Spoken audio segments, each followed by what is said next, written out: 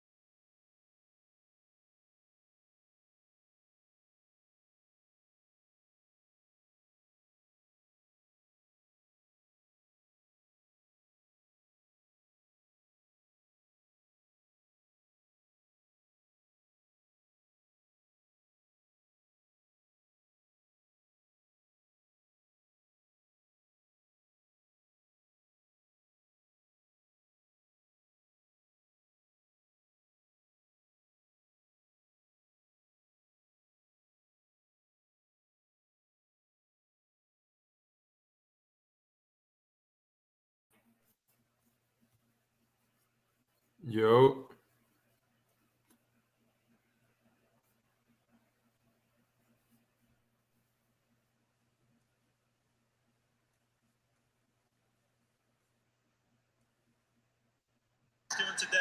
Can you hear me now? Okay. Hold on, let me hold on, give me 1 second. Nebraska transfer averaging close to 9.5 yards per carry. And there was chatter in the offseason. There we go. Whether Kansas should move Bean to wide receiver because of his speed, but Can you still hear me? Yeah, I can hear you. Okay, perfect. Look at the landscape of college football now. What's the hardest thing for any team Perfect. to have? It's depth at the quarterback position. It is because ultimately now in today's You got on a jersey? transfer portal, if you're Yeah, buddy. I didn't even know they were wearing these shits today. you can start out. Until I Me looked too. on social media. Neal picked up the blitz. Oh, this a dub. Downfield. That's going to be PI. really short. Flag down. Lawrence Arnold was covered by Mark Milton. Look, have you been watching so far? Yeah. Did you catch the beginning? Yeah. Right there for that Oh, pass. okay. The dude that scored the first touchdown, I think it was the first touchdown. That little slip screen. Yeah, He's from Killeen. for real. Yeah, he's nice. I've thrown to him before. He's fast. I see. Yeah, like I think he was on. It's just one of those deals. You're gonna see He might have been the state champion in the 200. Mark Milton just kind of gets caught by surprise. Didn't get his head around to locate He's the a ball. he's a fast Just gets a dude. little bit lazy with his technique there late. There was an injury. Oh, get on Instagram. On Instagram Live with me. Offensive line 2 years ago was incredibly young. They gave up almost 50 sacks in 9 games that season. They've only given You got a up setup where you can do 6 Instagram Live? Treated their quarterback Hell no. guard treats its Roman emperor. They really have. You just hit the nail on the head. 4 sacks all season long. That's 1 sack every 42 pass attempts. And it's really been a group effort. It's been the offensive line. It's been the tremendous run game that Kansas has. And it's also been the quarterbacks making good, smart, quick decisions. Yeah, how do you even do this shit? In Baylor, What, Instagram Live? Yeah. Nice. He's got room. Ooh, okay. Little stutter step, and inside the 30 to the 28-yard line, a gain of about 11 as we check in with Taylor. To your point about the offensive line, See, bro, the difference is they getting so much vertical pressure on the and then asked me to join. Oh, I see what I said. Okay. They getting so much vertical pressure on the outside. The flats is wide open. All of them on the exact same page. They know how to teach what they want. So yes, senior and veterans are important, but also a continuity of messaging. Gotcha. 8 Buffalo transfers on this Kansas team. Neal gets the call and spins forward for a gain of a yard. It's 2nd down and 9. To Taylor's point, as a player, having trust in what your coaches are preaching, what they're telling you to do. Yo. Oh no! You hear that echo? Hell yeah. Will run. And he's got an opening. Oh, it is worth a try. We'll figure it out next time, I guess. Speed. A red zone opportunity for Kansas and another first down. I gotta try to. We heard it yesterday. Ron Roberts, defense coordinator Baylor, said it. He goes, listen, we need Hold to up. get Jason Bean in the pocket. He has elite speed. Anytime he gets outside the pocket, the Baylor staff really feels like he can actually take it the distance and end up in the end zone. There's a massive focus today on keeping him in the pocket. Baylor Yeah, my take on it so far, bro. Number one, we're flat. Like, we're not playing with a sense of urgency. Well, this is what happens, bro. When you're a team that's not historically good, you get scheduled for everybody's homecoming, True. Great job by Devin. and it's Baylor's homecoming this week, so you know they came out on fire.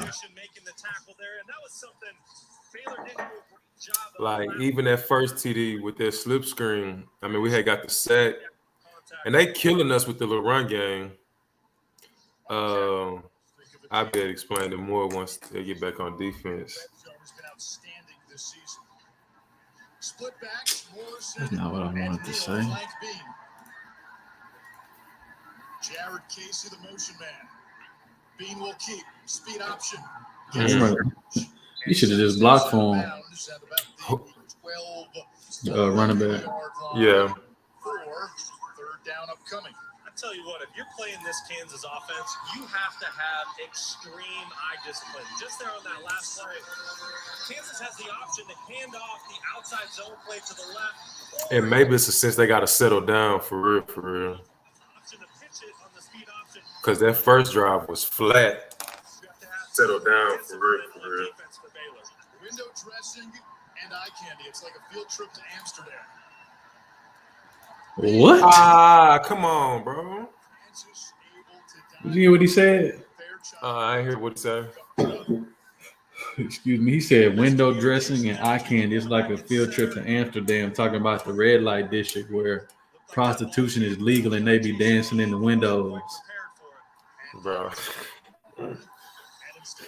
See, they be saying stuff, bro. They be saying stuff that people don't be catching, bro. True.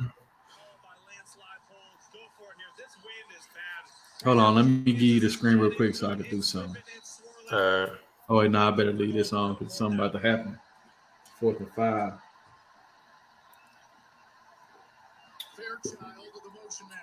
Going to the tight end. Before the snap, we get a flag.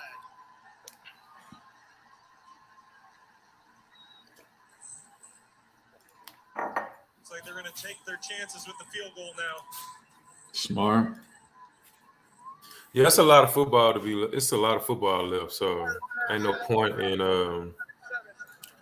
going for it. No. So Jacob Borchilla, only 3 for 6 on the season. And then another thing, what I'm seeing is 3 and 40. what I've seen so far. We gotta have, like I said, we gotta have a better sense of urgency on defense. Because even when we was playing, bro, you couldn't playing defense against Baylor. You cannot have a penalty marker. Baylor jumped. You cannot have a lackadaisical approach on defense. They're gonna hit you for 6. Other team, they're gonna hit you, bro, because everything's so quick, and then you see the speed that they working with, bro. Yeah. So it's like at that point it becomes a mental game. I used to tell people all the time, bro. It's like when you playing teams like Baylor, especially the offense that Mark Browse created with all the speed around it, bro. You're not gonna stop them. But as a defensive coordinator, what you must preach is get lined up, run to the ball, create turnovers. Yeah. You know what I mean? Make them go faster than they actually want to go. Even though they're going faster, we got to beat them mentally at their game.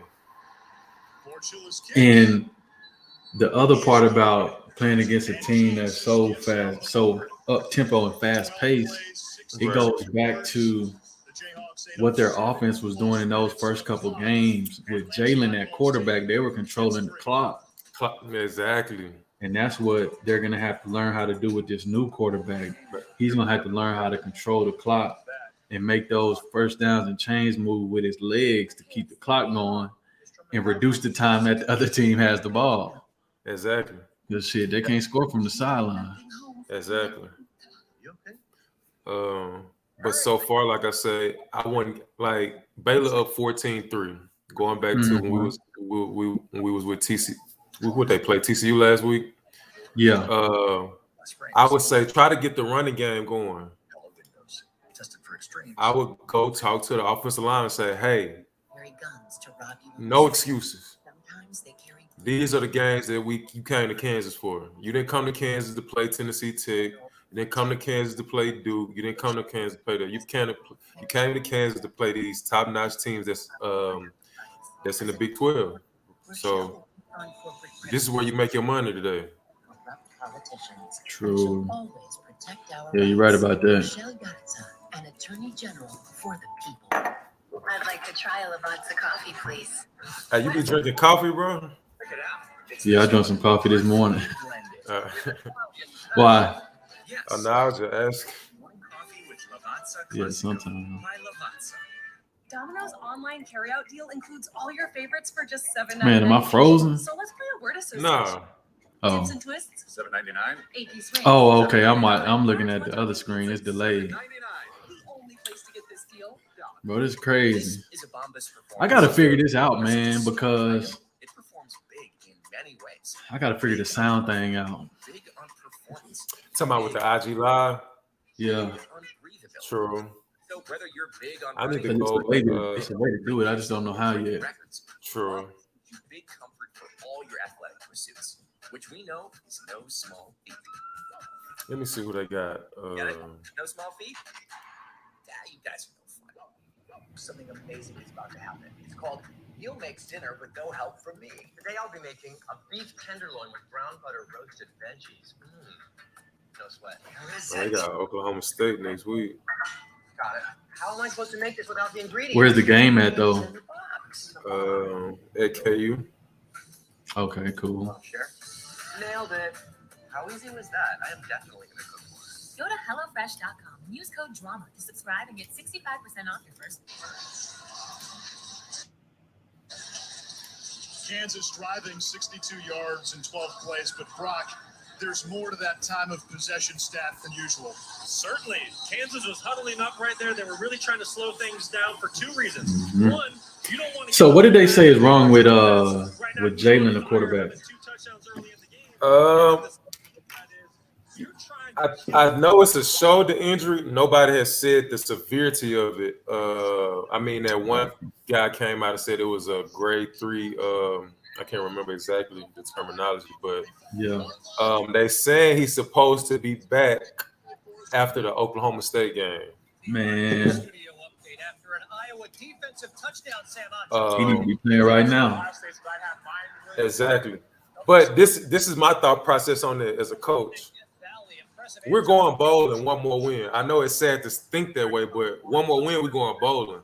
So even if he take the rest of this month out, well, of course he's missed October.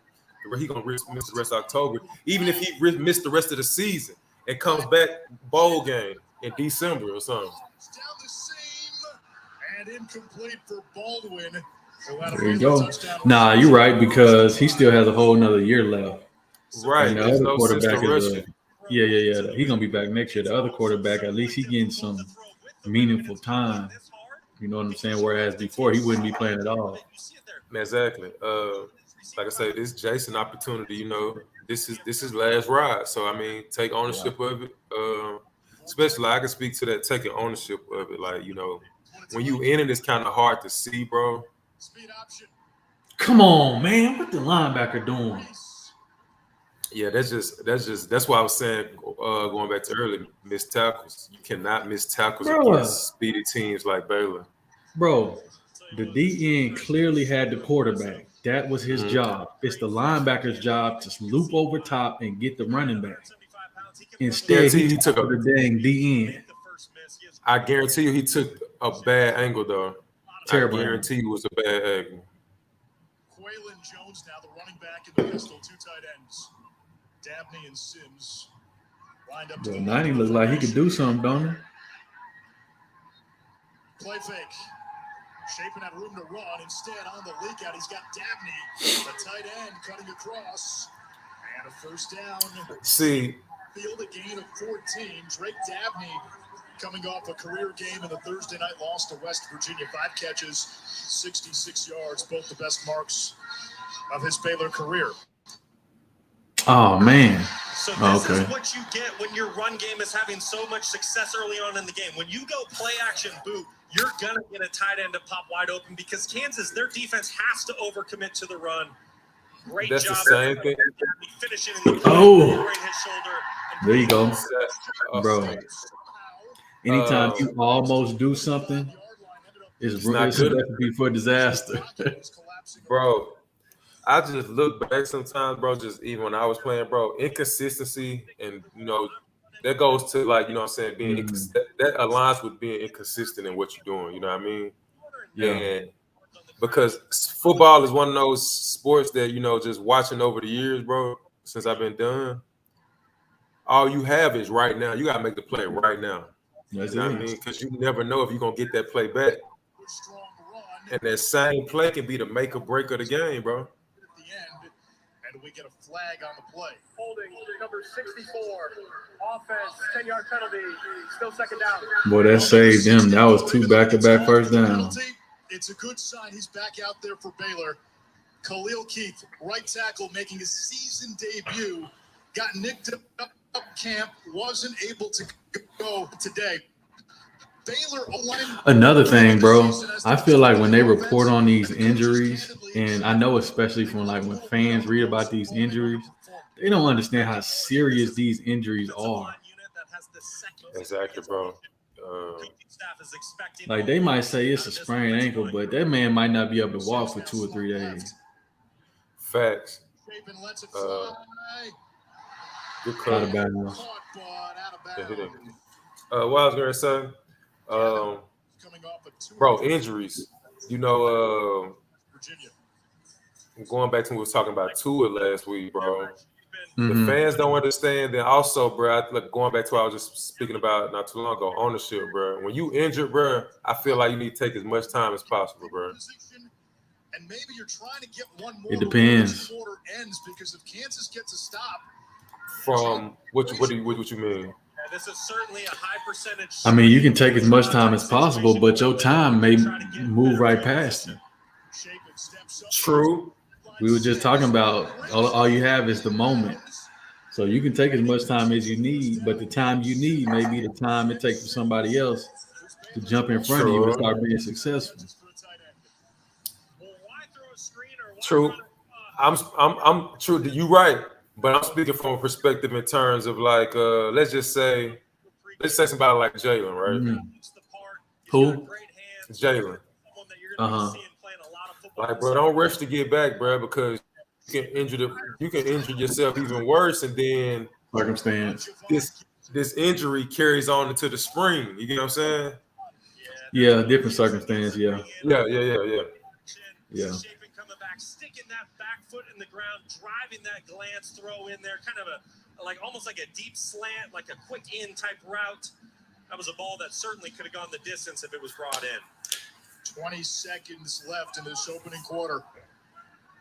Baylor with the wind to its back. Shapen setting up the screen to Sims. And he rolls inside the 25. And he's got enough for another Bears first down. And that could take us to the end. That's a big tight end, too. Like may want to try to get one more play with the wind at its back. Let's see if they just try to get them to jump off sides real quick. I doubt they snap it. Block down, leak out the back. And that brings us to the end of quarter. I still feel I'm looking at that from replay standpoint, bro. To me, it's all about angles, bro. It's geometry. Again, the Bears have going back to film study, right? Mm-hmm. Because if you watched enough film, this ain't nothing Baylor has. There's no secrets. It's not new. It's not new, right? So, as a player, bro, it's imperative you understand like where you need to be. Because if you just put yourself in the right position, bro, you don't have to do nothing else. The dude running to you would make the tackle. Yeah, but I was looking. You're right. I mean, everything you said is right. But I was watching. I don't know how this got on my news feed, but it was basketball. You know where Haskell is? Yeah, right down the street from Kansas. Right. So it was basketball players. You know how just hanging out in the gym, shooting, doing basketball stuff. Why is it so different that football players can't just hang around the football facility and just like hang out and throw the ball around and do drills and stuff in their free time? Why is it structured that like either you here while we here or you gone? Like why don't we spend our leisure time in the gym? Like I know times when we was there, that mug was locked. It was, bro. After a certain time, you couldn't get in there. That's what I'm saying though. But I could go in the basketball gym at midnight and shoot. Yeah. Anytime you want it. But why wasn't it like that for football? Oh, that's a good question, bro. I think going back to I feel like even though the coaches are there to coach us, bro, successful teams are player-led teams as well. So you not only have the coaches holding you accountable, you got teammates holding you accountable too. So it's insane that you have a group of leaders who go approach the head coach or whatever the case may be and say, hey, we need this open at this time because we got people coming in. I forgot what I was watching the other day, bro. They have team meetings on Thursday, player-led team meetings on Thursday. I can't remember. Here's my question to you. What's up? Why is it ever closed?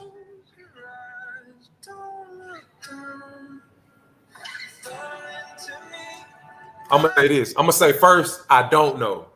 But okay. Just to create conversation, I'm gonna say this. Yeah. Sometimes I'm gonna say two things. So first, I don't know, but then I'm gonna spin it off like this. Sometimes I don't think coaches want players to have certain access to things, and then secondly, I can see that some players wouldn't be responsible enough to have them.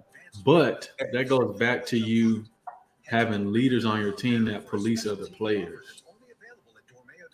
Like, bro, if I'm a team leader and we have access to the football facility and the indoor 24/7, I'm not going to let somebody else mess that up for everybody else just because they want to go in there and do what they do. I'm going to say it like that. Right. I agree. And as a teammate, you got to respect that. Or you're not really a teammate. Exactly, bro. Yo Gotti said something one time that bro spoke. Bro, it was powerful. He said everybody want to be a boss, but they don't even know how to be a good soldier, bro. That's true. You know what I mean? And you gotta learn how to be a good soldier before you can be a boss. But the thing is, everybody from whatever success they done had is always, oh, I'm the boss. Bro, at any point, bro, you can be the boss. I can be the boss. You could be the soldier. Like it all changes, bro. It's never consistent with just the boss being the boss, because without the boss, in order to be a great boss, well, anybody that's a great boss, anybody with any sense, they must have some great soldiers around somewhere. Well, they got a great team around. Yeah, that's the thing about leadership. There's only a couple styles of leadership that are actually successful. But the most successful style is when you earn the respect of the people you're leading, not just given the position of leadership. You got to earn that. Exactly. Good stop by them. What they gonna do, Baylor? What are y'all gonna do? Get off the field. Baylor on those short yardage situations will bring in Doyle, number 5. He's a linebacker, and he can play a little fullback too for you. I see. Where are they? I bet I know what they're gonna run. You're fighting for 6 inches right now. They're gonna run a play action pop pass if they're in the low red zone. Definitely plays to your advantage. Oh, they're not in the low red zone. Never mind.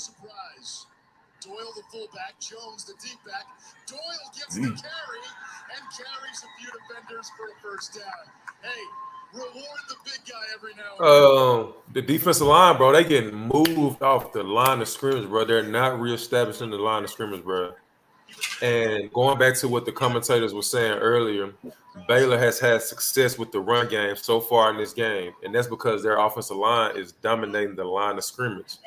Yeah. Kansas defensive line has to come back and reestablish the line of scrimmage, bro, so the linebackers can flow and make tackles, and the linebackers got to make better angles on their way to the ball carrier, bro. That's the only way they're going to slow this team down and make them one-dimensional. So right now, Baylor's having their way. Well, even on that play, they won the line of scrimmage, but they just didn't get the tackle in the backfield. Still got 2-3 yards. Exactly, bro. And Coach Bourne used to say something all the time, bro. That leaking yardage, bro, that's not good. And as a defensive lineman, bro, because I was bad at this, bro. Bourne said something to us one time, bro, when we was in a meeting. He was like, doing your job is not enough. And then I was like, what? I'm sitting there looking. He ain't call out nobody, but he just talking to everybody, though. You right?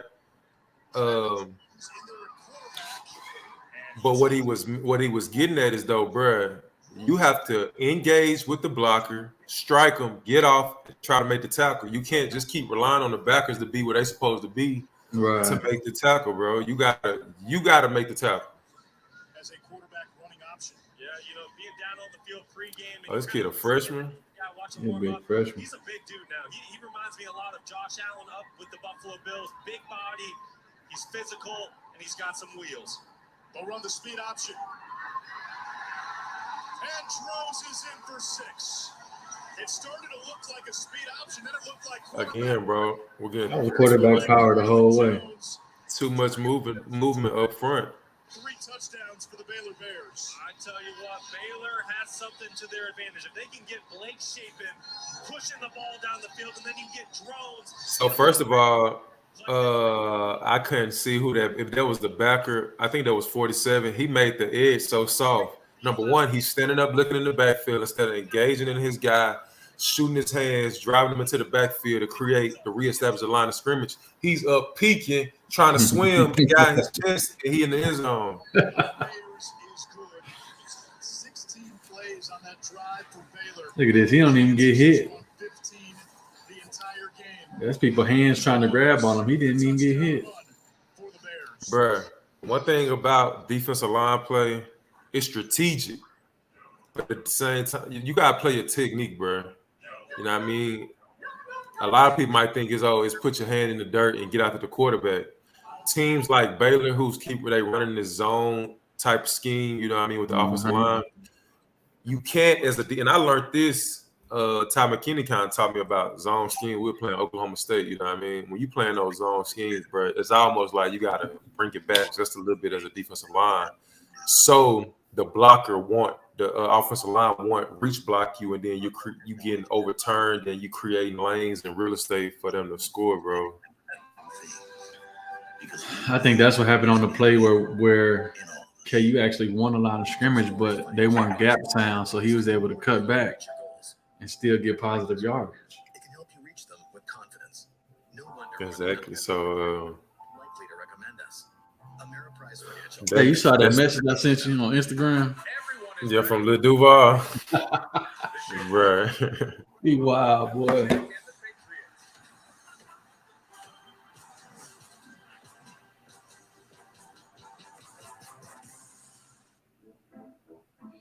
I wonder who Jackson State playing today. Can't say no to these prices. They playing Campbell. It's their homecoming. Man, so tell me this: what has that done for the city of Jackson? Because you from Jackson. I feel so accomplished. Or you can't. Yeah, you could tell. It's created a lot of opportunity for businesses. It's brought a lot of money into the city. You know what I mean? Because bro, Jackson ain't no different than Atlanta, Shreveport, Baton Rouge, or New Orleans, bro. It's just probably smaller. You know what I mean? But again, it's just like any urban city in America, bro. It ain't a lot of resources in some of them. You get what I'm saying? So it's very infested with poverty around, bro. Jackson State, I'm not gonna lie to you, bro. What Deion doing right now, Deion is bringing light to the city, number one, and then also he just him being there, bro. He's created money. That the economy is, moving, especially right now, bro. Like today, it's homecoming. I ain't been to a Jackson State homecoming since 2019, bro. Like,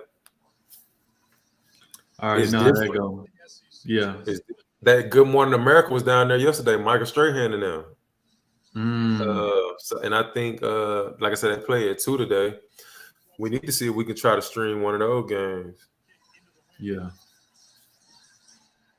But yeah, to put it in perspective, like say like a normal Jackson State game is $50,000 a day, which is probably more than that. It's probably like a $200,000 day. Today, the sky is unlimited. Day, today is $1 million day, bro. Easy.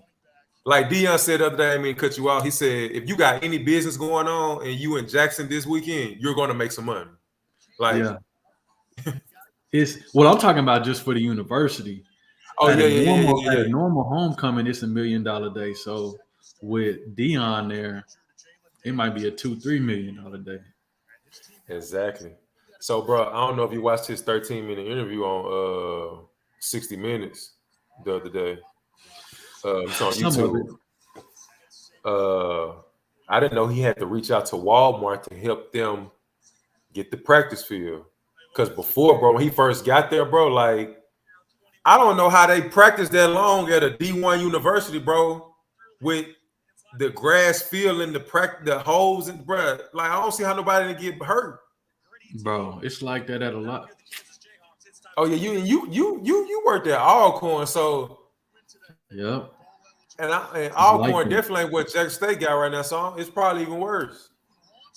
But that's the thing. I think that's the different perspective though, because if you're just a football guy and you just been doing it this way so long, bro, you looking for the boosters and the alumni to give you the money and the school to give you the money. But Dion, being who he is, he like, I'm finna go to Walmart because Bro, I know they got the money and they right there in Arkansas. Right.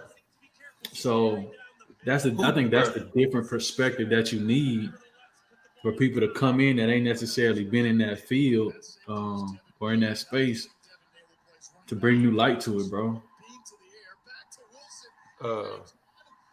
Because who's to say all the SWAC coaches couldn't have came together and called Good Morning America?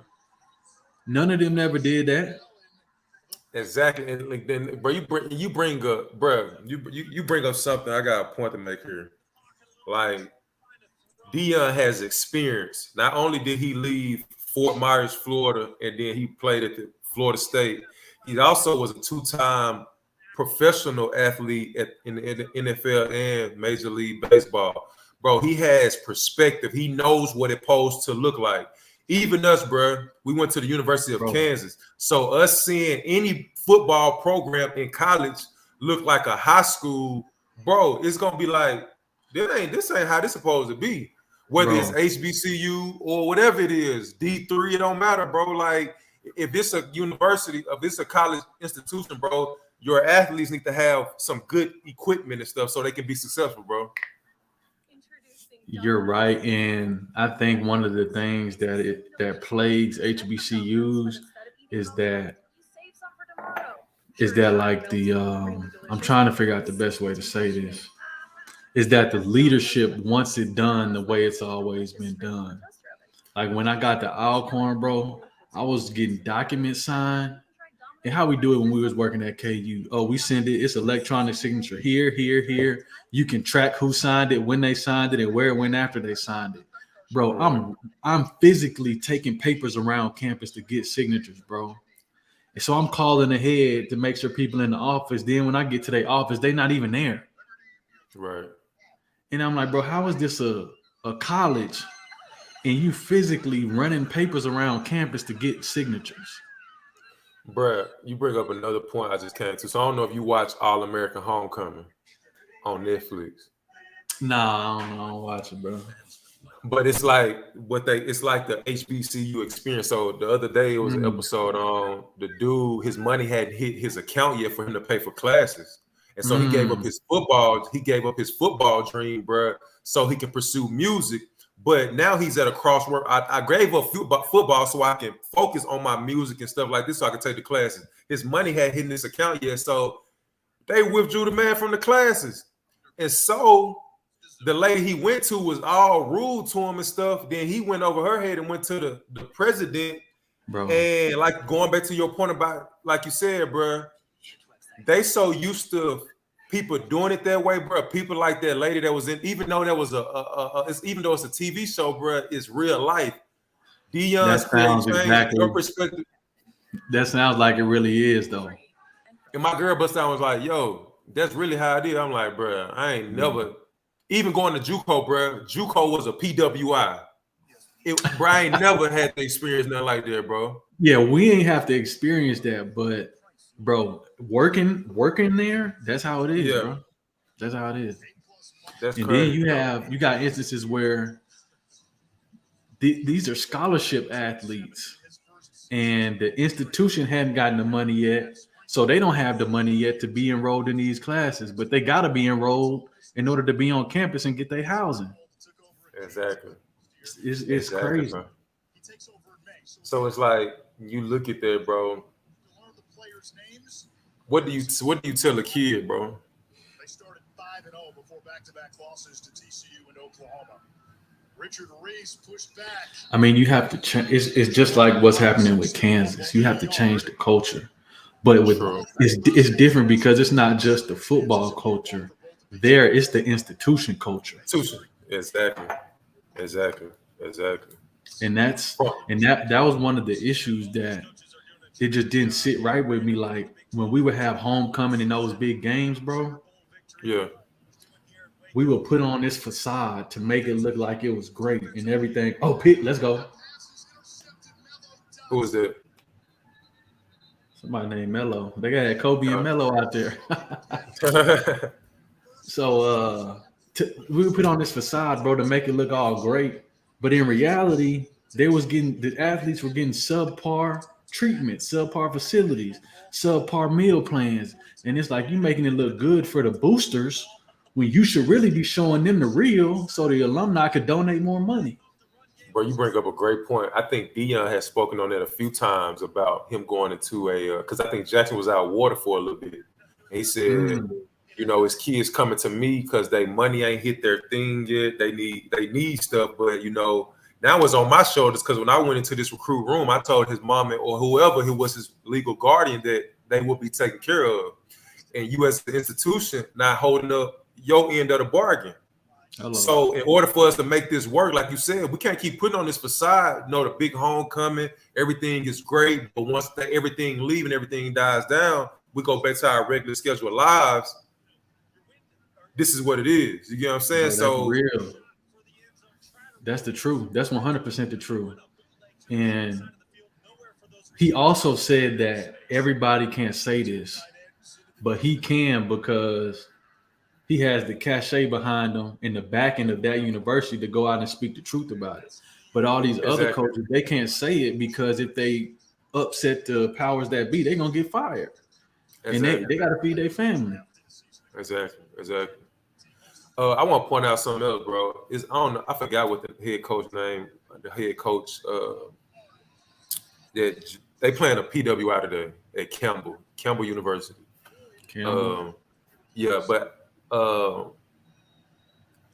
Like you know, Deion been catching flack from like you know coaches like this within the SWAC. They hate him for no reason, bro. And he trying to help everybody. You know what I mean? To the best of his ability. I want to commend that coach at Campbell, bro, because he said, I've never, you know, it's going to be a fun environment this weekend, not only for, you know, it's two black head coaches, but I'm at a PWI upcoming program. Deion's coaching a successful program right now. You know, it's two black head coaches, but to just be in that environment of the HBCU, bro, that was good to see that, bro. Somebody actually, you know, just being appreciative, bro, just of the opportunity and just, you know, just. There's a message in that, bro. He just missed his touchdown shot. Oh, squib kick. Get the ball. Nice. That was nice. Even though he missed his touchdown shot before that. If we can get I want to know why, because it seemed like the game plan has shifted a little bit from what Jason Daniels was doing versus what he's doing. Speak to this real quick, because it seemed like with Jalen Daniels, they was running. They had the little option game going, you know, to open up the play action boot. You know, is that a hard throw to make? You know what I mean? Getting the running game, huh? What throw? Just coming out on a bootleg. You know, you got the crossing routes coming at the different levels. Is that a hard throw to make? Because it seemed like that's what they have gotten away from. That's why they was being successful. They had the run game going, boom, boom, boom, and come back with the play action boot. Yeah, here's the truth. It's not a hard throw to make when your mechanics are sound. And we know that his mechanics are a little off. He throws it a little sidearm like a baseball. So anytime you get the move in the bottom, your base, whatever's happening on the top gets extrapolated. So if his mechanics a little off while he's standing there, when he's running, he really gonna be throwing his sidearm like a baseball. And then it's gonna be behind the receiver, then a pick. Okay. Right. So it's not hard, but your mechanics have to be sound in order so everything is accurate when you get out there. because if your bottom half is moving, you got to be at rest up top. So when you deliver the ball, it's accurate. So because one thing I can say about Jalen Daniels, he was, and this no knock against Bean, but you could tell the offense is totally different. Jalen would, they was moving the ball. Jalen was getting out the pocket, so it was creating more opportunities for him to, get that extra 5 to 10 yards, if there wasn't nothing downfield. But it seemed like Bean, he's just standing there too long. You know what I mean? It's like the offense is at a standstill right now. Well, I mean, they're two different quarterbacks. True. And you could try to plug and play with Bean, but I'm sure they did that in practice, and it wasn't working. Gotcha.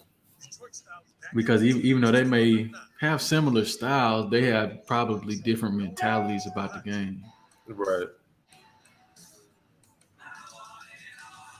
So, like, those bootleg throws, you just have to get – so this is the thing. There may be throws that he throws well on the bootleg, but they might not be in this offense.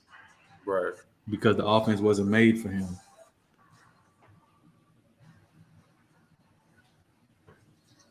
I'll look at the Taco Bell Live Miles student section. And I remember we played at Waco, bro. This one I had the big dog Sean Oakman. Mm-hmm. Yeah. The Jayhawks in Waco. Baylor's got it from its own 1 yard line. Nice. And the ball looks like it went on the ground. Nah, he just fell on the ground.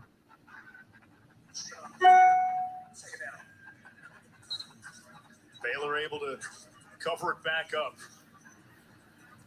Almost looked like Shapen was a little surprised there that the ball was getting snapped from our vantage point.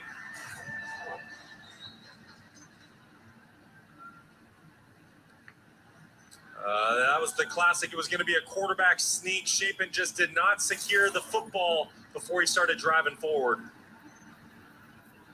They run it again. Nice. Quaylen Jones doesn't get very far. It'll bring up third down. Baylor in the shadow of its own end zone. After a perfect pooch punt by the quarterback, Jason Bean, to pin the Bears at the 1. Third down, 9 to go. Keep everything in front of you. Baylor here going into the What's number 3 doing down here at the bottom? He's not even paying attention to the receiver. Down the field in the pass game right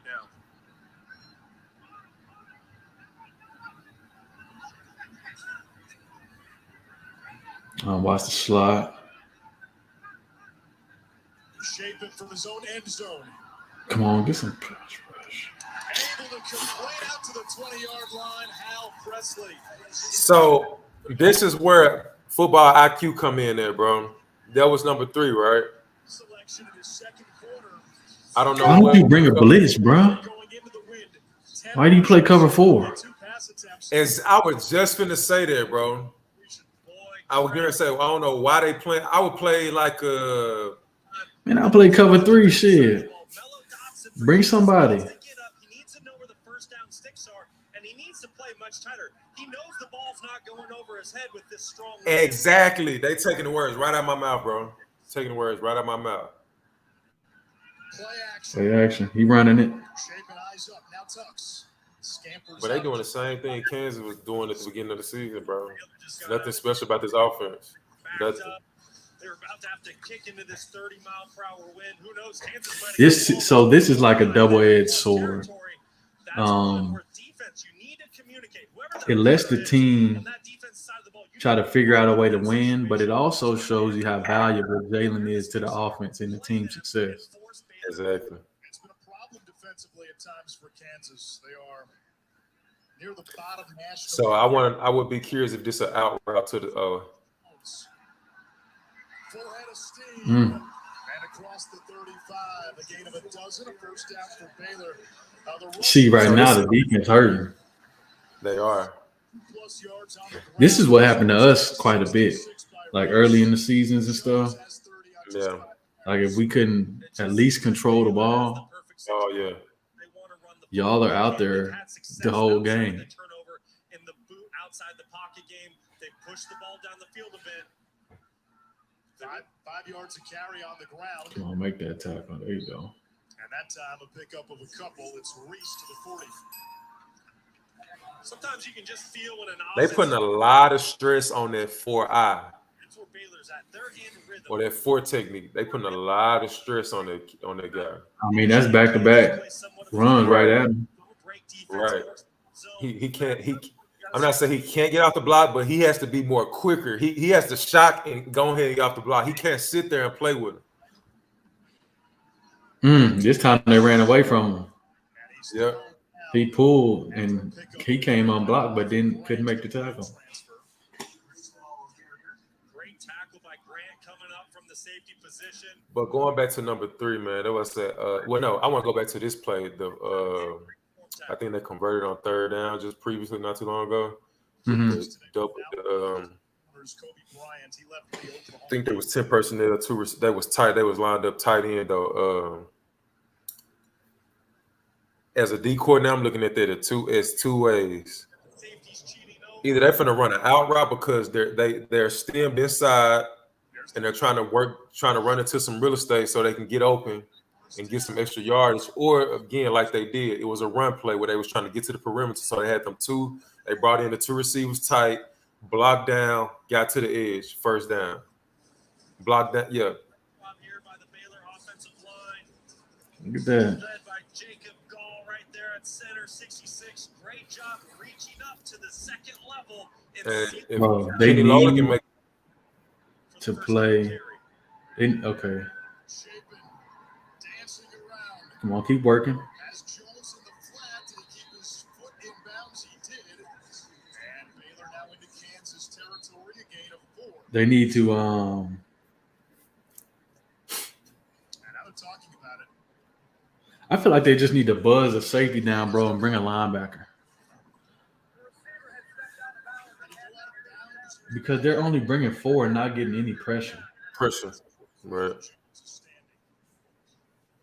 again, if you go out of bounds on your own accord, you can't be the first player to come back in and touch the ball. So he must have had a foot on the line. I mean, Kansas is in a good spot. If they can hold 21-3.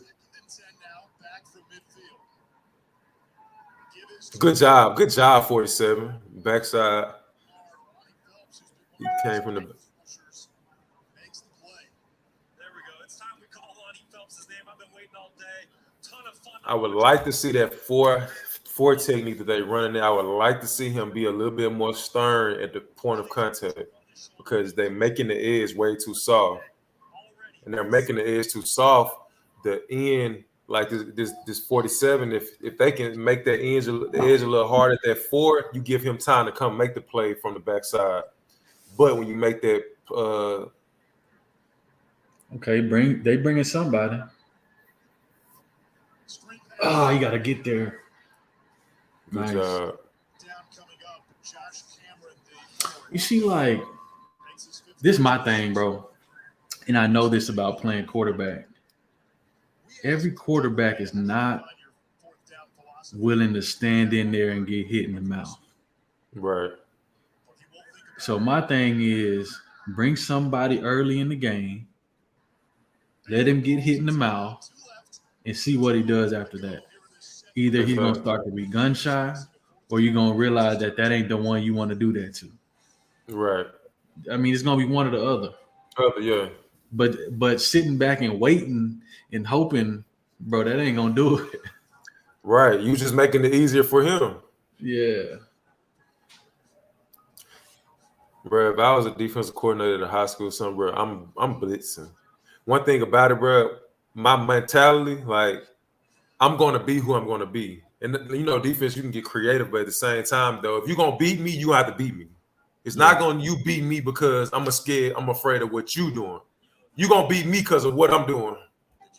That was one of the things that didn't sit right with me about when we were playing.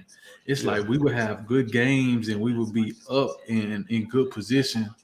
And then we would start playing not to lose instead of playing to put your foot on somebody's neck. Bro. And then we would lose.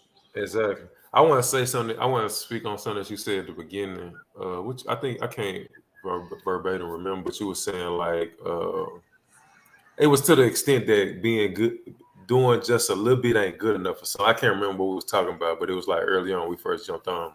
Mm-hmm. I don't want these guys to go back into the moral victory. Like, oh, we played TCU close, okay, boom. Or we played OU close, boom. That don't mean shit. It don't mean nothing, right? We can't go back to that moral support because at the end of the day, bro, we do play in the Big 12. Yes, we beat 2 Big 12 teams, West Virginia and Iowa State, right? But at the same time, we got to beat the Oklahomas, the Oklahoma States, the Baylors.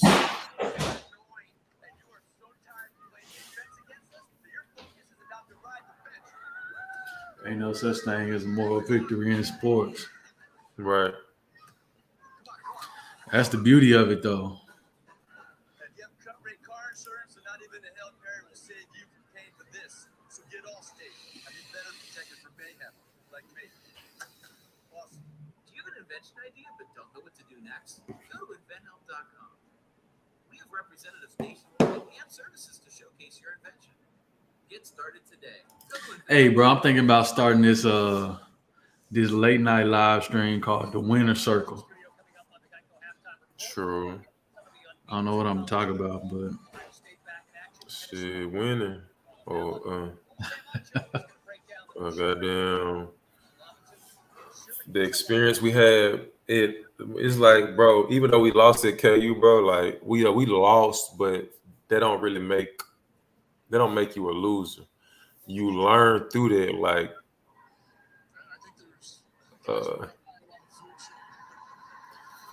you learn through that. Well, for me, bro, you kind of learn through the experience, like what you could have done better. Then I mean, you kind of collaborate that with books you read, just life experiences, people you get around, mentors, So I think you could just talk about from what you've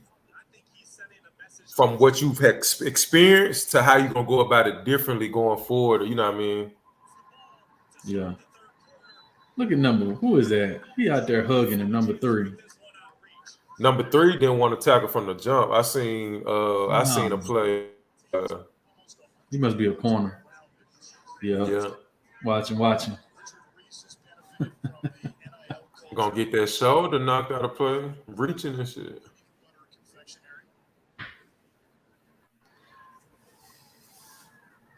I'm gonna run toss right at him.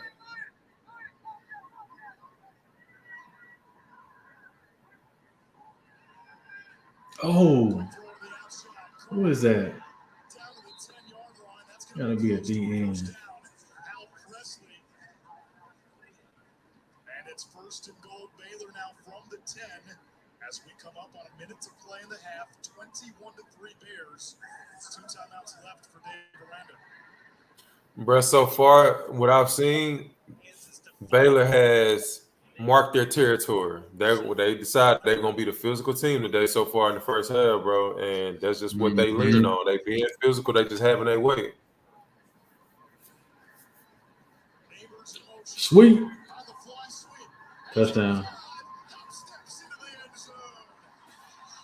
So I know you played D tackle, but as a DN, you see the motion coming to you.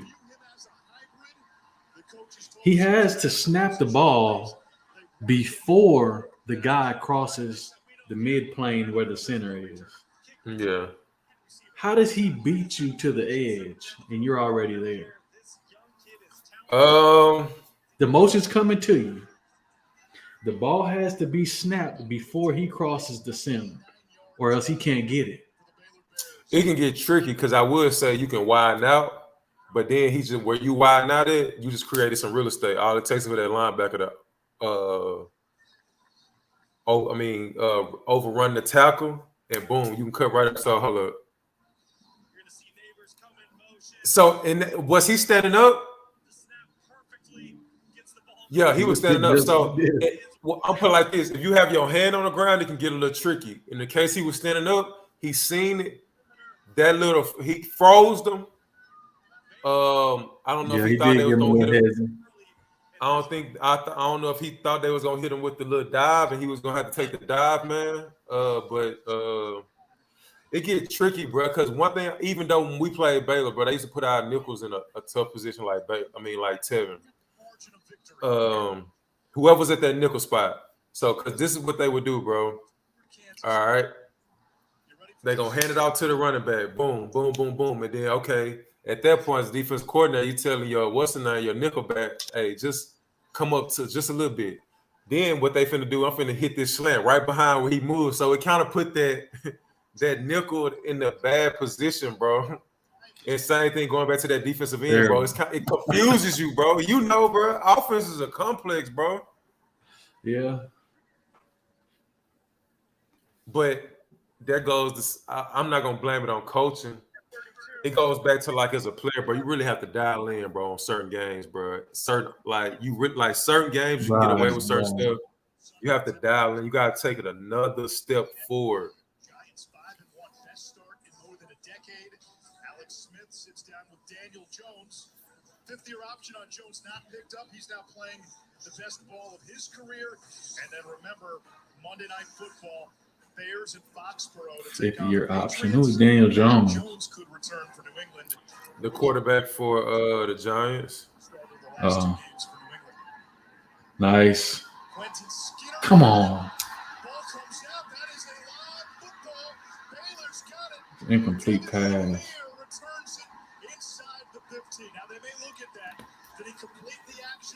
About to say, because that's the second time he's fumbled the ball. And that's another thing, bro. Is that the guy that had a big game last week? Yep. Need to sit his ass down. No, that was incomplete. Come on, internet. I think it's the internet.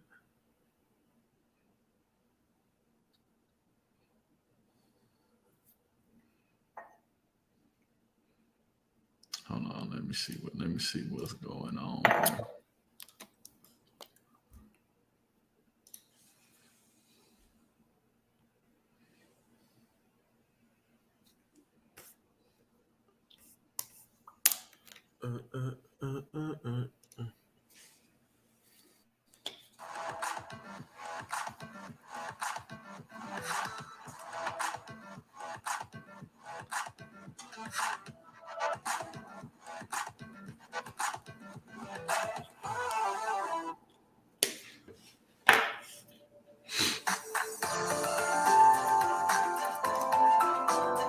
See if I can't get some of this dude viewers. There we go. Hold on, T. Give me 1 second. I'm not sure, Brock, if they ever quite secured the football. I agree 100%. It looks like the helmet by the Baylor defensive back right there gets pressed on the ball initially. You're going to see right there. I don't think that ball was ever possessed. That's an incomplete pass. Now, like you said, has to be indisputable. There'll be no question. But to me, this looks pretty clean. In real time, watching it at full speed, when it happened, my initial thought was incomplete pass. Yeah, and this is the beauty of this is the beauty of the game that we have in 2022, right? This obviously, if this was ruled a fumble and it's Baylor's ball, I mean. Oh, did you ever catch what happened to the corner from last week, or no? Nah. They haven't said much about him for real. Think there's enough there to overturn?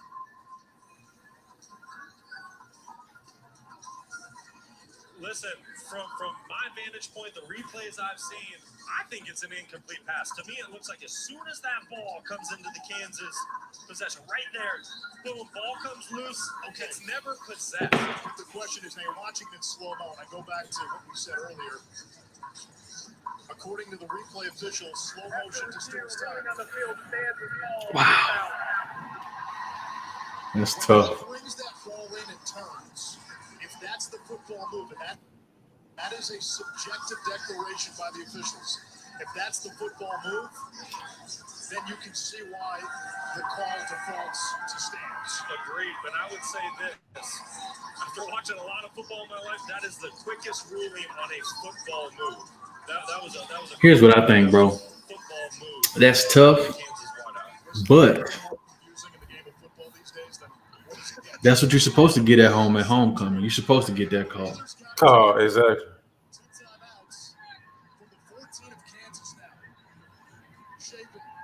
So yeah, actually, here we go. Nice.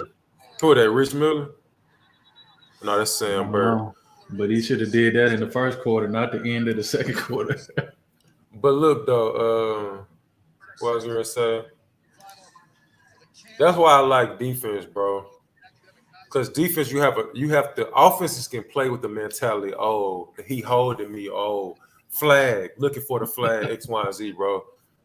Defensively, bro, you have to train yourself that nothing is gonna go my way. I have to literally go out here and take this shit. You get what I'm saying? And be okay with it not going your way, even though everybody can see with a bird's eye that this is what it should be in a fair world. But like you said, at home, homecoming, the offense on the field, of course you're gonna get that call. We not, bro, you supposed to. Exactly. And that's not the play that's gonna lose us the game. That's why we get mad when people be like, "Oh, the kicker should have won the game." Well, you know what? The kicker does have one job, bro. Only people that say that is people who feel like they can't control the game themselves. As a quarterback, if it's the kicker's job to win the game, that means you didn't do your job the whole game. Exactly. It shouldn't come down to the kicker unless you in like a stalemate offensively, and all you've been able to get is field goals on both sides because it's raining and it's this and that. But to leave it up to a kicker, you hate it because you know he's been sitting on the sideline the whole game. That's a miscommunication. He wide open. There's no reason to be wide open. But like that, bro, how they try to throw kickers under the bus. No, we should never been in this position. What about them tackles we missed? What about that throw we missed? What about the fumble? Like, so it's deeper than just the kicker, bro. Okay. He can't do that. He came out of bounds. He came from out of bounds. We got some late second quarter fireworks right now. Baylor looking to add one more, and Young able to pick it off. Lost in a sea of I'm glad they took the cameras off that nonsense. That's something that Dave Aranda talked about this week. You know, it looks like Shapen kind of throws the ball late there, puts it behind his receiver. That's a ball that needed to come out much sooner. You can't throw the ball that late across the middle. But Dave Aranda talked about this. Can you cut from out of bounds and make a tackle? I think so. Okay. I know you can't. You know, on offense, you can't go out of bounds and do this shit. Come back in. Yeah, but you know what? Oh, I hate that, bro. You down 28-3. At least get a ball to a playmaker. last week against West Virginia. They put up almost 600 yards of total offense, but offset by 4 turnovers, which ended up 16. I mean, what I was gonna say. Twice in the first half, but they still have a comfortable 20. That's tough. Say so. Oh yeah, no, I was gonna say. KU has to come back out with a different game plan in terms of mentally. Y'all let Baylor get up on y'all and, you know, rough y'all up quick. Like, and it happened quick. You can see it from the first series when they had when KU had the ball first. So just come back, control the line of scrimmage, run to the ball, make tackles, get turnovers like they did. He scoops it forward, takes it in, and look at that. I guess if Iowa's going to score, it's that way, right? They led 7-3. Here comes Mayan Williams. And he was out last week, but he's back healthy, doing touchdowns like he did all season long. 10-7 Buckeyes, and then a fake. Torrey Taylor takes off, but he doesn't get there. If you're Iowa, you have Bro, ain't no way. Bro, but I appreciate when I see shit like that, bro. I appreciate it because them kickers and people that don't play positions where you in the mix a whole lot, you start to think that shit is easy until you get your opportunity to go out and do it, and you like, hey, that shit real out there. Right. Bro, did you watch any of that Tennessee and Bama game last week? Just the beginning of it. Uh, Tennessee is good though. yeah, they is. Their quarterback is really good. Yeah. Number 11 though, they had a receiver who had 5 TDs and I think over two. Yeah, it was over 200 some yards. Yeah, I didn't know Clemson was 5-0. And it would set up this later in the drive. Will Shipley from a yard out. Will Shipley, one of the best backs in America. 1 yard run. Nothing crazy there. Easy drive. Clemson led 7. What's up, Syracuse? What you got? Wheel route. Nice. This is such a hard play to defend because you're not used to defending running backs out of the back. And then the game turns here inside. Fumble. Scoop and score. Bro, the fact that Syracuse is number 14 in the country. Shit, They're both undefeated. That's crazy. The Orange led 14-7, and then Clemson gets it again, 4th and 2. Look at the penetration. This Clemson offense has been stifled by the Syracuse. That's some good defense right there. Right. Changed everything.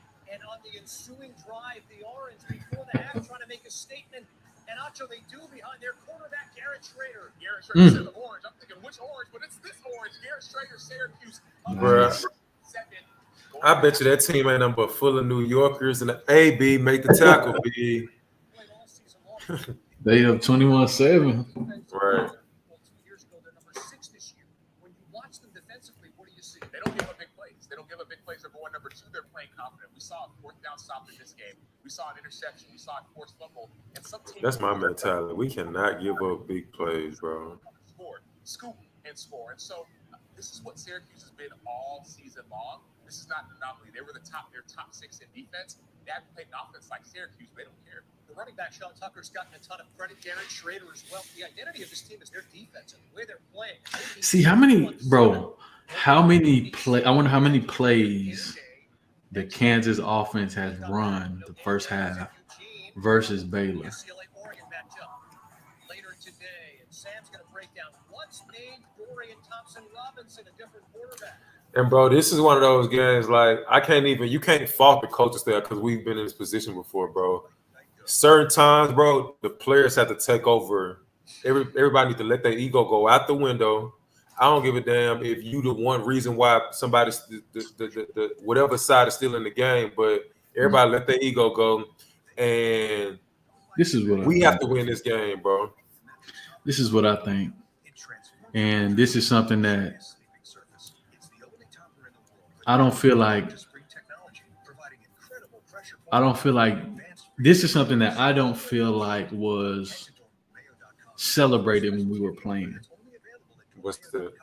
It's at some point in every game, you got to either become the big dog or get the fuck off the field, bro. Bro, you hear me? I don't think that mentality was encouraged. I don't think that mentality was even cultivated because the leadership positions were given away. They weren't earned by respect. Facts, bro. That's what I think. I'm gonna tell you this. I don't want nobody to lose their job, and I'm not gonna say his name, but you know who I'm talking about. When such and such lost his job my senior year, your junior year, bro, that sigh of relief just reading that text message. You get what I'm saying? But to your point about what you're saying, bro, when Bourne took over, bro, my nuts dropped a little bit more because Bourne had that fuck it mentality. Like Bourne probably didn't always communicate stuff in a certain way, but he had that fucking he had that energy, like fuck you. You know what I mean? Like, so for me, for one, he's one of the solid dudes that I came across at Kansas. Right. It don't matter what nobody say. I fuck with Coach Bourne, but I feel like I know personally I did, but I feel like the team felt like he had our best interest in mind. Like he wanted to win just as bad as we wanted to win. Facts. So it gave us like license to go out there and be who we actually were as players instead of trying to fit into the mold we had to fit into to get on the field. That's what I think. I mean, I I'll know put it like that this. was me. I was actually able to be my who I was instead of trying to fit into what they told me I had to be to get on the field. Exactly, bro. Bro, you bring up a great point, bro. That's another thing going to a PWI, bro. Like,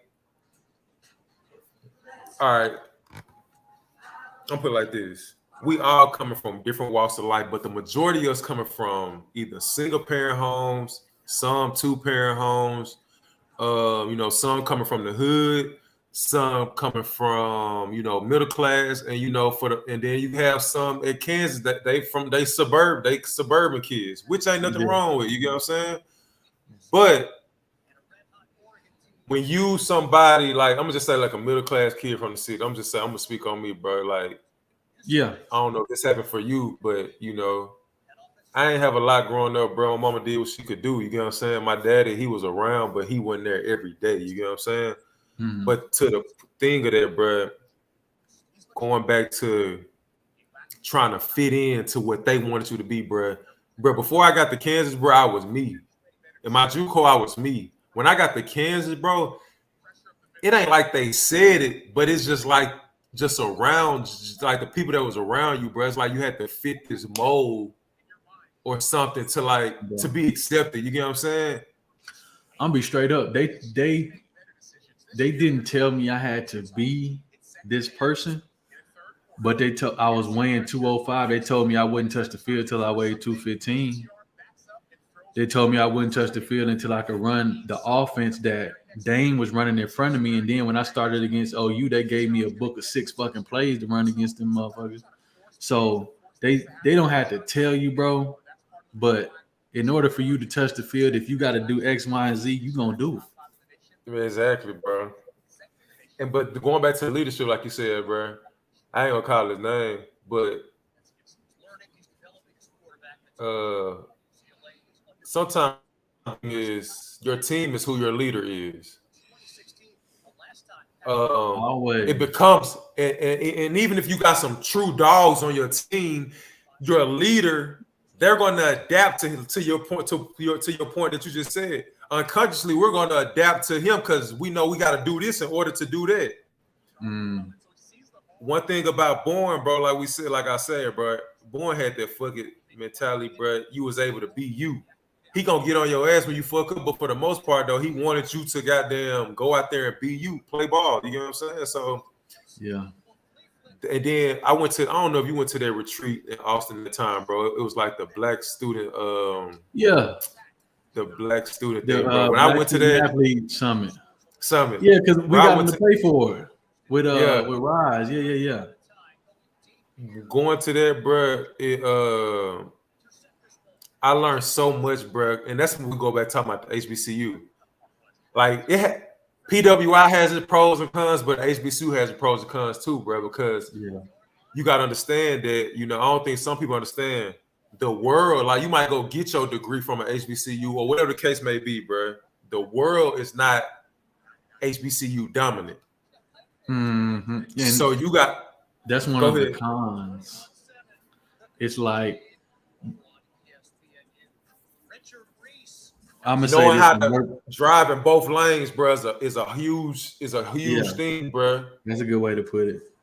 Yeah, because look, it's like this. I was talking to a young brother at when I was working at Alcorn, and he was working on his master's, and I'm telling him, I'm like, look, when you get your master's, you need to pursue X, Y, and Z, and you need to get out of the state of Mississippi. And he's like, nah, I'm good with this job. I'm finna be making, not what he should be making with a master's degree. You hear me? But it's like that mentality, and it's like that at some PWIs. Like here in the state of Texas, where I went to high school, a lot of those people went to the University of North Texas, so it ended up perpetuating the same shit that was going on in high school. Exactly. So it's something to be said about getting out of your comfort zone and being able to navigate that space. So, like it's pros and cons to it. Cause it's like this, bro. It'd be different if it's like with anything, bro.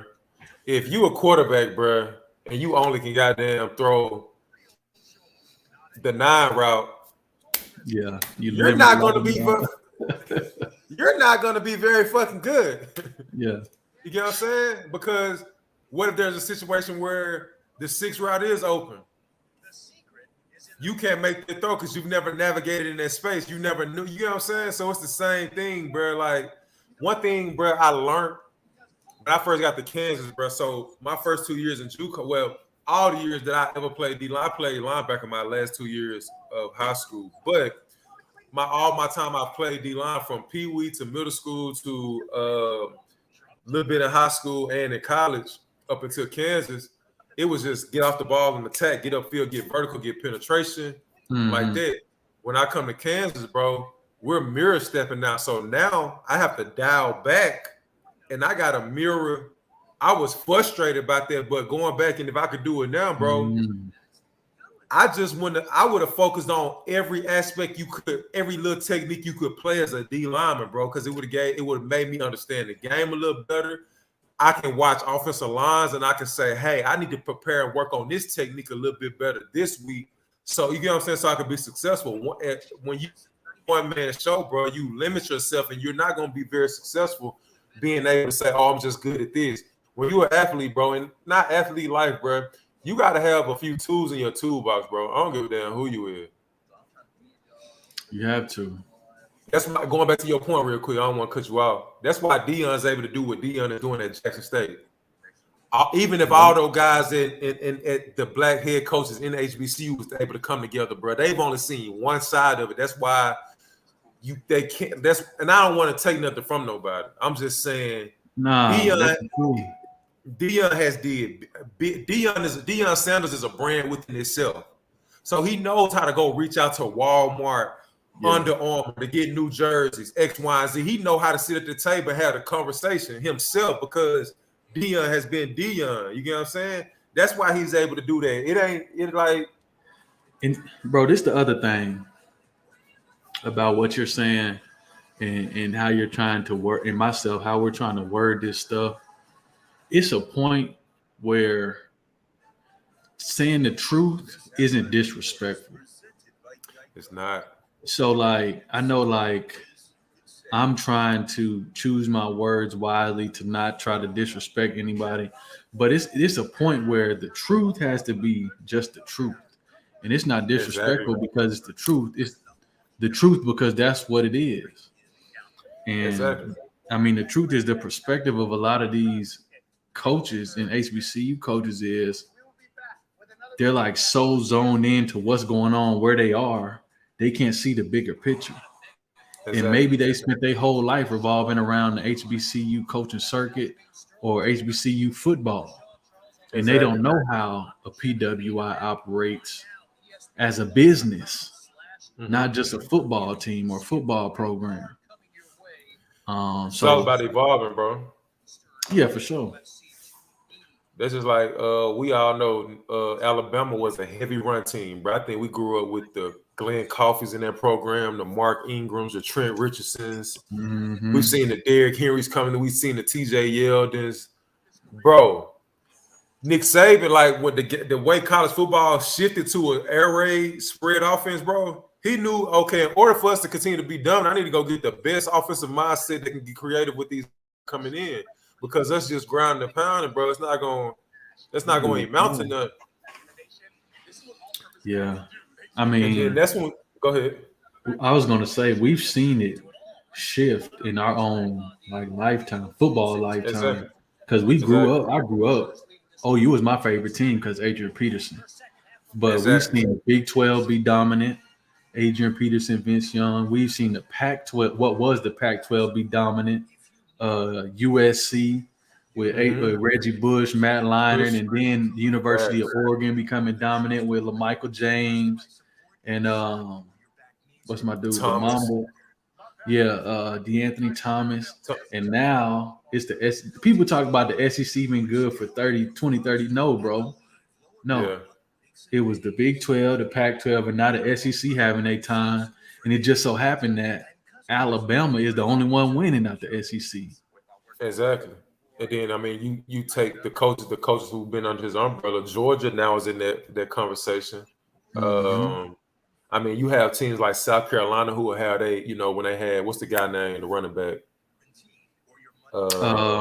They had dude hurt his leg. Jadeveon Clowney when they had that run. You had I remember Tennessee. I remember when he hurt his leg. Ooh. Bro, that whole flip though, like, bro, that's exactly how it was, bro. That shit was crazy. I remember that.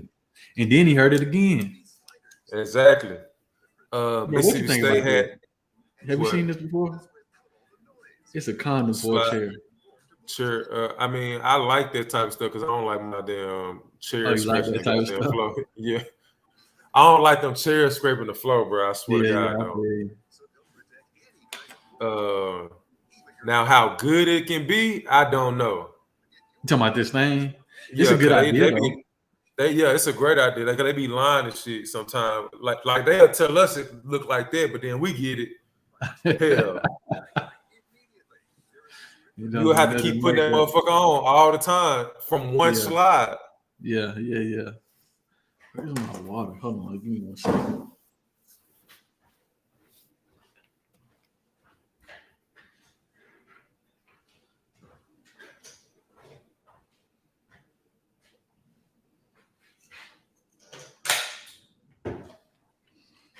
What's going on?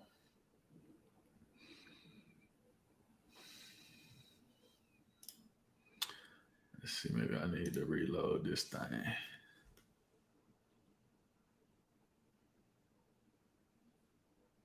Man, I don't know what's going on with my internet today. We work with the best farmers and trusted brands to bring you great products that help you keep. They must be trying to get me to pay some more money. Bro, you know Wingstop got a chicken sandwich there? No.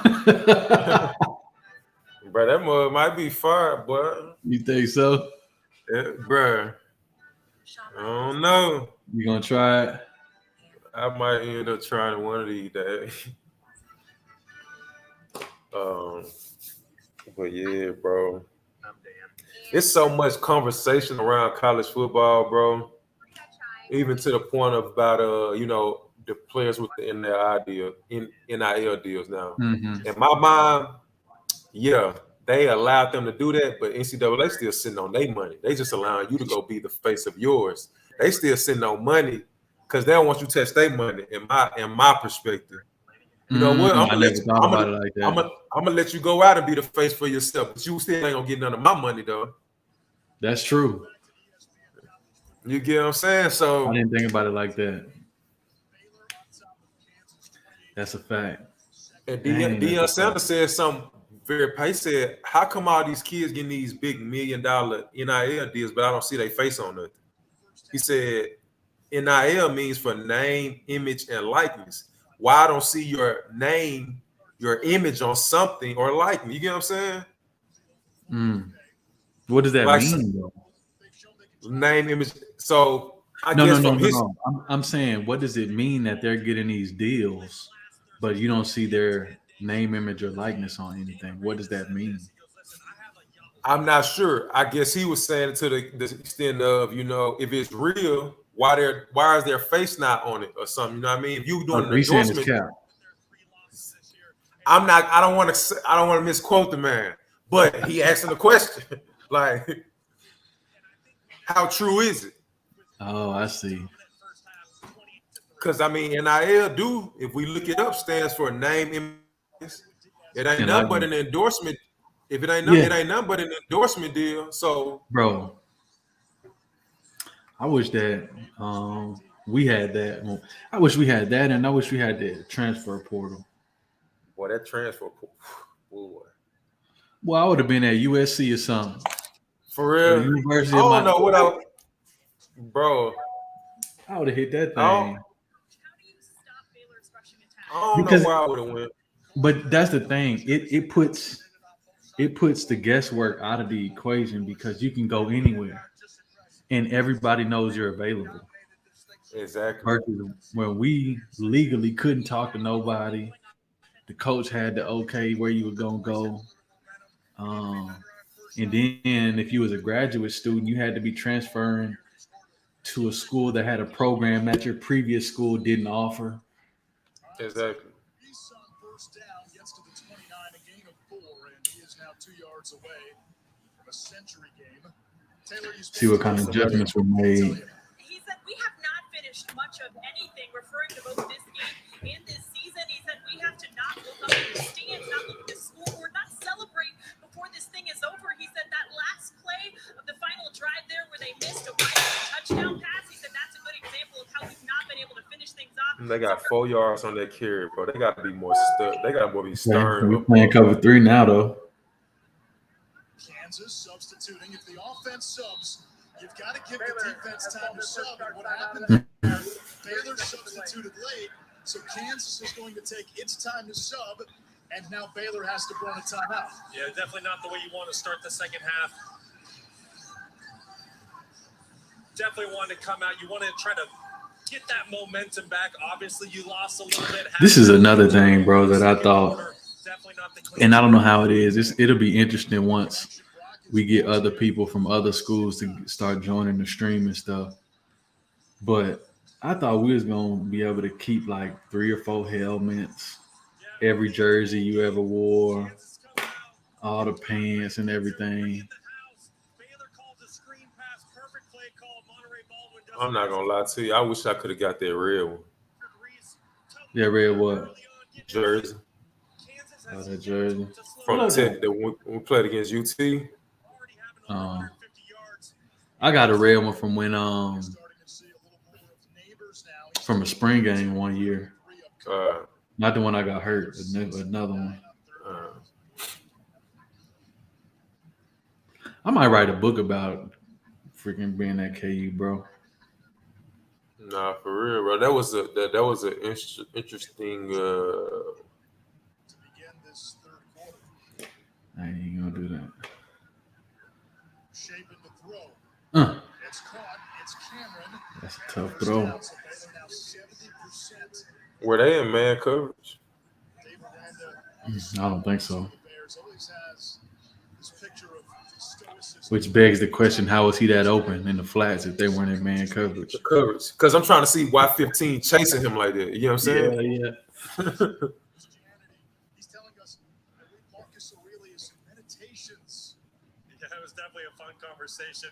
Threw out a lot of different things that you don't typically hear in a production meeting. He's a big Star Wars guy as well. That looked like an RPO, and it's Gavin Holmes. Taylor, you talked to him this week. Holmes is one of the great comeback stories in college football. That RPO, motherfucker. We asked offensive coordinator Jeff Bragg. Yep. And what's messing it up is they actually were playing cover 3 right there, but they've been getting gashed in the run, so he's cheating inside. He's not even lined up where he's supposed to be lined up, the nickel. He said this guy deserves it. He comes in every day with a smile on his face. He has worked so hard to get back. Nice. That's Reese. The game last week you referred to. Bro, I was writing. Bro, wait, hold on. I'm going to show you this. No Baylor receiver had gone over 200 yards since KD Cannon back in the Cactus Bowl in 2000. Bro, I remember KD Cannon. I think it was the first series of our game my senior year at Baylor, bro. I think they threw like a little screen to him. It might have been a hitch route. It was some short, whatever. Bro, we missed the tackles on that, but man, he went up the sideline for 80. Bro, that's how it was. My red shirt year, the year I redshirted. Yeah. We played Baylor at Kansas, and it was a good game up until about halftime. And right before halftime, Robert hit the sideline, bro. It was a wrap. He hit the sideline and broke all the angles. He was gone for about 60 right before halftime. And then after RG3. It was over. Well, that's crazy. You play against RG3, Geno Smith, Tavon, Stephen Bailey. Pete Carroll is a genius. He's an offensive genius. And what people, and maybe I should make a little short video about this. What people don't understand is the passes that Geno Smith is throwing right now that are making him successful are those same deep crossing routes that he was throwing to Tavon Austin and Stedman Bailey, or whatever the heck his name is. I think that was his name. Yeah, Stedman Bailey. Bro, I literally watched him throw those same passes in warm-ups when we played them at West Virginia, bro. And I'm like, dang, he's throwing to a spot. And then in the game, throwing to that same spot. But bro, that's kind of what we were saying last week. Double down on your strengths, your weakness is gonna automatically elevate, bro. That's just how it goes. You get what I'm saying? So, like I say, coaching, like it is more than calling plays. It's being able to facilitate a room, being able to identify the players' individual strengths and doubling down on that. This is what we're gonna do. Why should I make it harder than what it has to be? Hello. It's not that hard, bro. Like I feel like in Kansas, bro, we had a bunch of like we kind of played. We played like it was really a 3-man front, but it was more of a 4-man front. I mean, with the Buck, you had Michael Reynolds there, but we never had any true pass rushers. We had a bunch of nose tackles. We had a bunch of run stoppers. I'm gonna put it like that. That's what it was. I was gonna say we had a bunch of Big Ten D linemen. Exactly. Now in the Big 12, we know, especially at that time, bro. Like, and even to this day, bro, you need somebody who can get after the passer. You know what I mean? Yeah. You have to. Jones bounces to the outside, lays out a stiff arm. Another Bears first down, give him 8. Especially Ty McKinney, bro. I think that was one of the biggest fumbles. Because I think going into my senior year, and me and Tyler talked about this a little bit. If they would have put me at 4, put me at the defensive end spot, because they moved Ty to 4I, bro. Get there. There you go. Fumble. Scoop and score. Good job, Big. Who that? 90? Big 90. That's how you make a play, bro. That's 3 turnovers, K, you'd have had. That's 3 turnovers. Bro, let me say this real quick. Okay. Where is the corner? That was the receiver that came back and made that tackle. Where's the corner? Where's the corner, bro? Ain't no telling, bro. That's his man. Watching. But you're going to want him to block for you if you get a pick. Exactly. And maybe all it took was one hand. Just push him a little bit. Slow him down. Right. Come on, man. How many times in his career is he going to get that opportunity in college? I don't like this look right here. It's a run play. There we go. Nice. Good cut. There we go. Run it again. 90 to score, though. Right. Rumbling, stumbling, bumbling. If I'm the offensive coordinator, calm down. We good. No, fuck that shit. Run the ball again. Yeah, that's what I'm saying. Run the ball. But you know how you get down here sometime, bro, and you got to start, and people going to overdrive, bro. Thinking too deep, man. Just calm down. Take care of the ball. Let's get in the end zone. Don't be like Russell Wilson. Run the ball. Take it.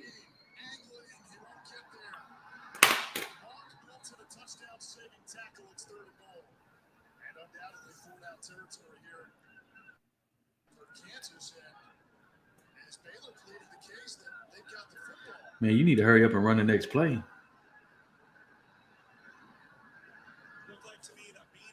Bro, what if he's out? What if he fumbled? He's down. Ball's out of bounds anyway. He's down.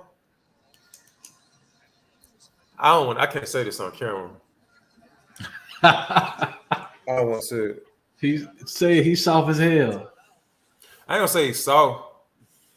Man, he got tackled by a dude that got blocked. He has to be he has to be a little bit more.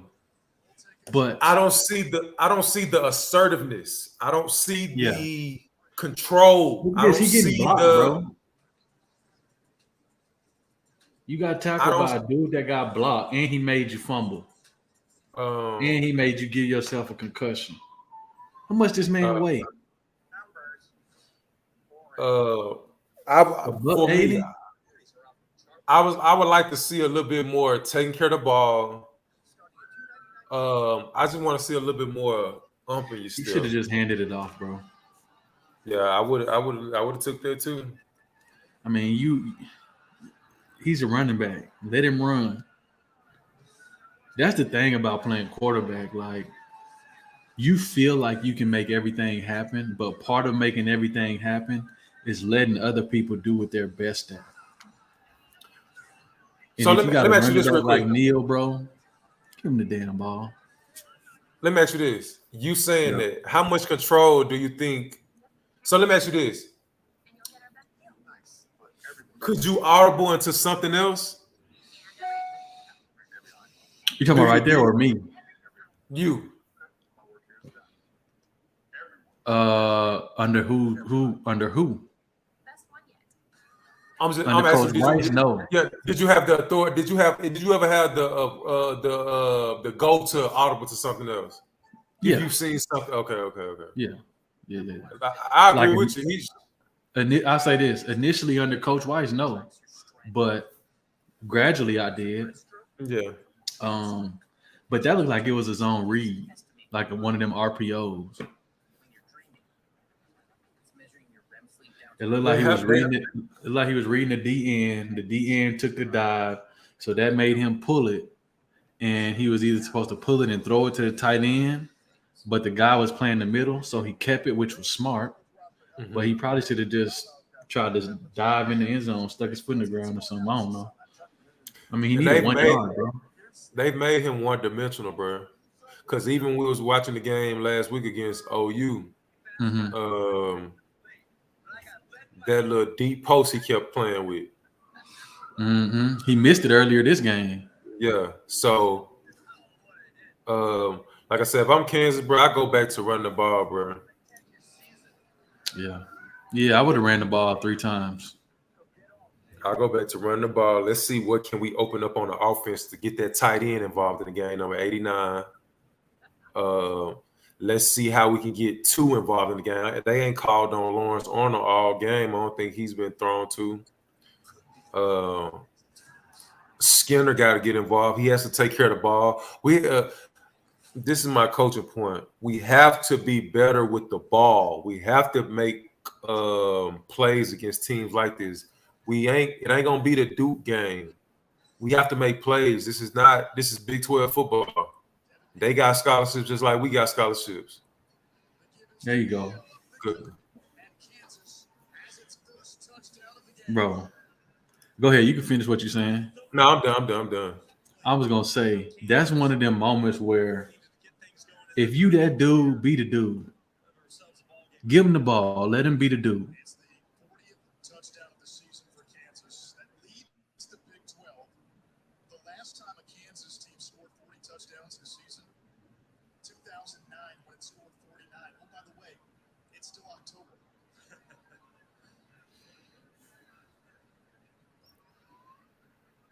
Like in moments like that, bro, you have a good running back. You have a good running game. Why are you doing RPOs? Right. I wanted him to score, man.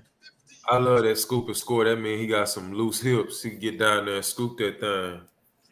We used to do that. We used to do a drill like that in practice, bro. Scoop and score. Scoop and score, bro. You know who we need on here? Who? Ty. Oh yeah, true. Get him on, Ty gone. Just awesome, just to be funny. Funny, yeah. Funny. Technology's advisors provide you with the tools and expertise you need to do incredible things. Because we believe there's an innovator in all of us. This ring is a commitment. After we got married 7 years, you come every day to help people every day. And now I'm back. is a reminder that love endures all. Express your extraordinary love. Jared, love brilliantly. If you know, you know. But yeah, bro.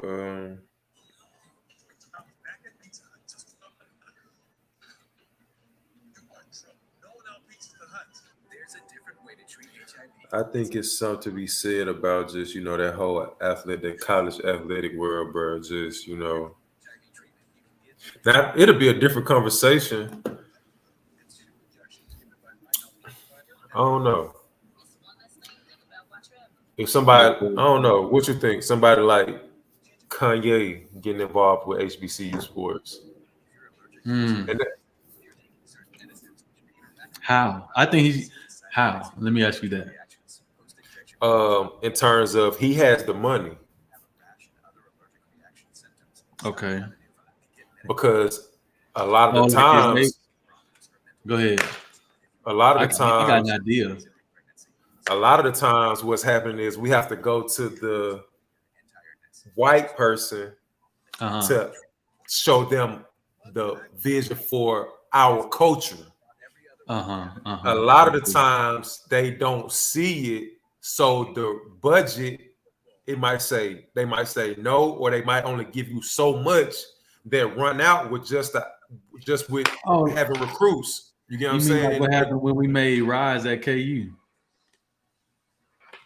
We had a vision for it, but they only gave us a budget for so much, and then turned it into something else when we left. Exactly. Or they want, or they give you the money, but going to your point, they give you the money and they tell you what you want to do with it. But like, I think somebody, go ahead. I want to hear what you guys have.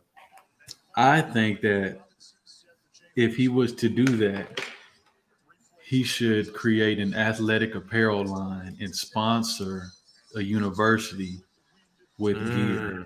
He should go get whoever makes cleats, make jerseys, make gloves, and do it that way. I think that's how he can do it. Because I mean, coaching, that's not his world. Music is his world, though. And fashion is his world. So who's to say he wouldn't make some dope-ass jerseys? Which is big on HBCU campus because, as you probably know, like my girl tell me all the time, she'd be like, bro, it was like a fashion show every day going to class for them. But for us, bro, it's straight. For us, it was sweats and hoodie, bro. Sweats. Give a damn about what you got on. That's not a part of our agenda. We don't care about what you got on. But you're right. So I think, bro, especially what he's doing, that's a whole nother conversation though. For cause you seen what I sent you that day. Which one? When I had text, I said, "Bro, I'm about to post it." Hold on, let me go back and look. That stuff off and look forward through the windshield rather than the rearview mirror. What was it about? Oh, yeah. I'm looking at it right now. Everybody was so in the uproar about Kanye antics, bro. But this is the thing, though, bro. This is my take on it. I know a lot of my people don't read. I know a lot of my people haven't been in the rooms that Kanye been in.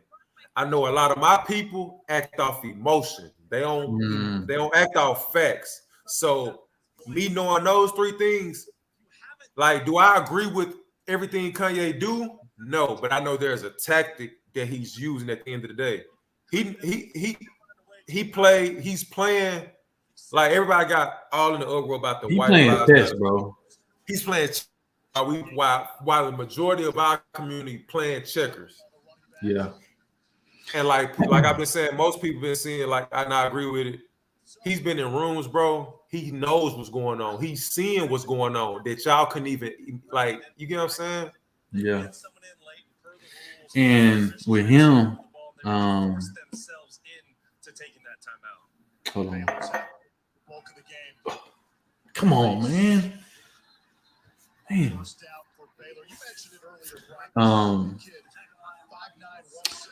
With him, I feel like, and not just with him, but I think a lot of times we try to qualify what we say about people before we say it. Like when you got to say, I don't agree with everything he says. Like, why do we have to say that about when we talk about each other? Right. Why can't you just speak on what you're talking about? Why does it have to be assumed that if you agree with somebody about one thing, you're supposed to agree with them about everything, or else you can't agree with them? True. That's a good point. To me, I was thinking about that yesterday. Because I heard somebody talking about Kanye and they said the exact thing you said. Like, Right. I don't agree with him about everything, but some things, I agree with him. Like, why do you have to say this, bro? Just say what you're talking about. But but the other side of that is, why do you have to agree with someone 100% about everything they do to agree with them on a topic? Don't make sense. Sense, true.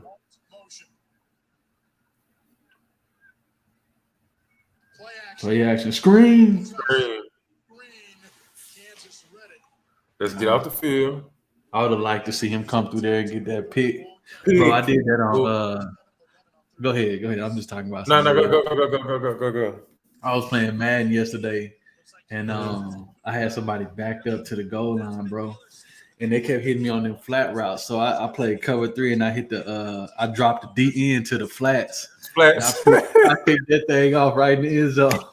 Right underneath his ass. Yep.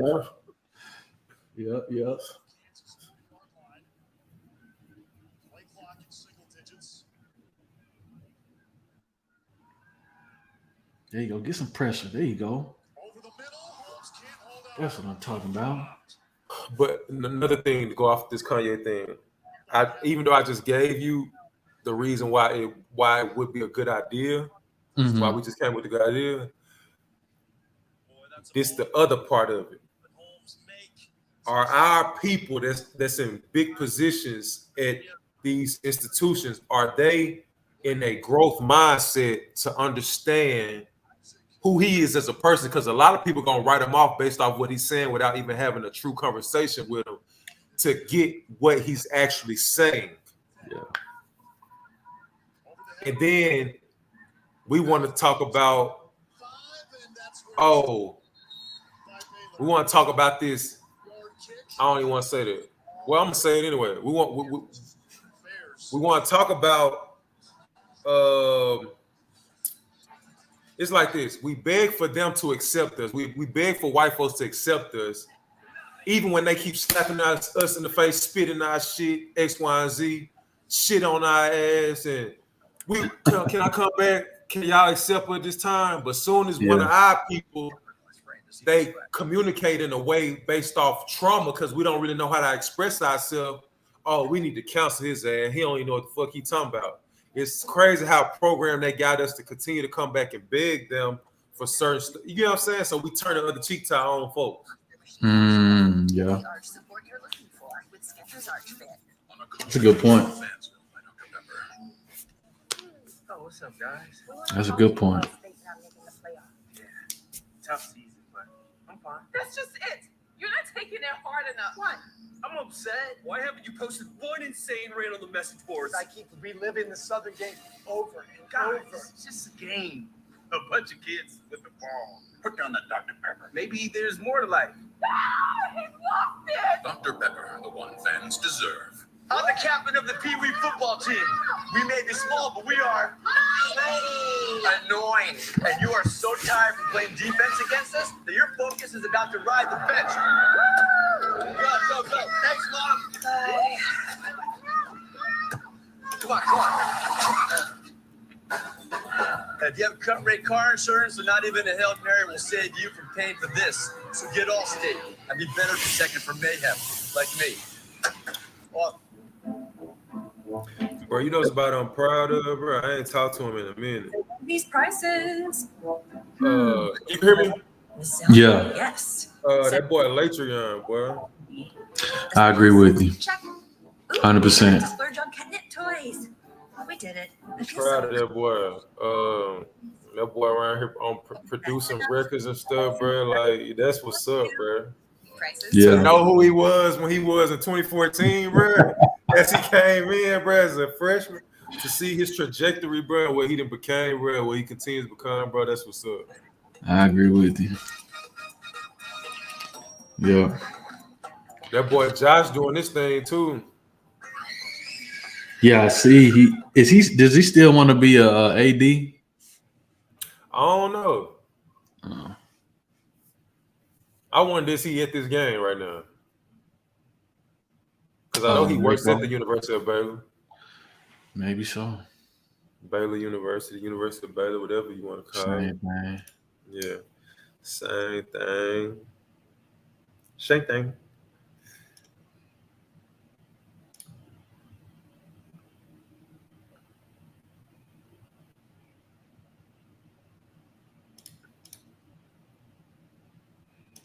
Let's see.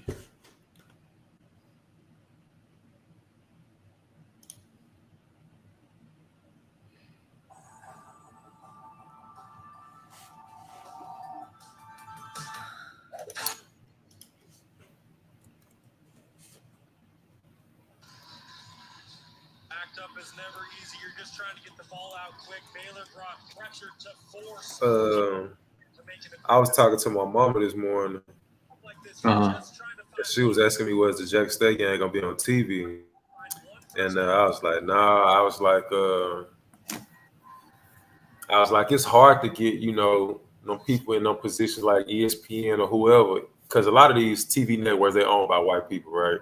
So it's like it's hard to get. It's going back to what we were just talking about the Kanye thing. I said it's gonna be hard to get, especially when you ain't putting a lot of people in the fucking stands. Well, because go ahead. One thing I've noticed, bro, the HBCU thing, you probably everybody comes to the homecoming for the festivities. It's not the game. It's not the game. That's hard to sell to a TV network, bro. Yeah, and the other part about it is the game last week, I think it was televised. And for the big thing about the game to be what the coach did at the end of the game and not the game itself is going to turn TV networks away. Because they're like, we can't put them on national television. Ain't no telling what they're gonna do. And people gonna say that's nice. Come on, tight end, do your thing. They're gonna say that's racist or whatever, but that affects the bottom line, bro. Exactly. Like when you playing with money, you got to play the money game. Exactly. You got to. You got to let your ego go. Yeah. Like it don't have anything to do with race. It got to do with eyes on the TV and people that's gonna watch. I do think it's a space for somebody who got an idea about a TV network, though. Somebody that wants to get behind HBCUs.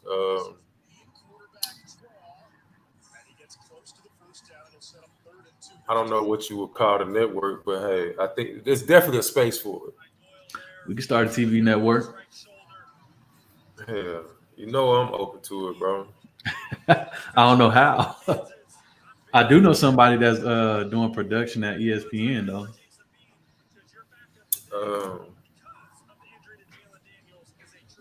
He actually went to Baylor. Bro, this is an idea right here, Mike. You know how they got college game day for PWI? Mm-hmm. HBCU game day. How you gonna make money? You said how you gonna make money in terms of what? Damn. I'm just saying it'll be dope for like a HBC, because a HBCU game day, and if you could, this is just the idea. You take the same concept that they use there, and but you gear towards HBCUs. Mm-hmm. Okay. My pushback is they only do college game day on the premier games every week. Right, but this is what I'm saying. on your own network. So they gonna do College Game Day on ESPN. Mm-hmm. You take the HBCU College Game Day. I don't know what network you partner with, but if you want to understand, if you want to get a close up glimpse on the HBCU and the festivities around just the whole culture and things of that nature, it's a rookie mistake. You can partner with a network if that makes sense. I got you. It's Cole Maxwell, the 6th-year tackle. Not necessarily taking away what's already going on, just creating your own. That was a short sack, but that's one. How do you make money? To find a way. As soon as he gets to the sideline and If let me ask you this. If the issue with keep the sack, your offensive line's only giving up 4 what happened with this dude? Oh, his own dude rolled up on him. Damn. If the issue with HBCUs being on ESPN is advertisement, right? People paying to have those advertising slots, right? You're gonna run into the same issue starting your own HBCU centric network. True. I mean, wouldn't you? I mean, I don't know. Well, I'll put it like this. I take that back. I guess it's about, at this point, I'm gonna say this: how do you make money? I don't know, but getting it started. It's a way to, yeah. Getting it started, yeah. It takes a group of people like us, you know what I mean, that can articulate. You get what I'm saying? Go in the rooms and not afraid about the language that they speak in X, Y, and Z. Yeah. Present the vision to them to say, hey, can you back us on this? It could be for a 1-year contract. If like, it's almost like what 50 do with BMF. He took that shit away from Stars because Stars wasn't hitting on all that until he brought BMF to Stars. Stars got behind him. Stars, everybody made money. He took it away from Stars. He's going to partner with another network. You know what I'm saying? So it's kind of like the same idea.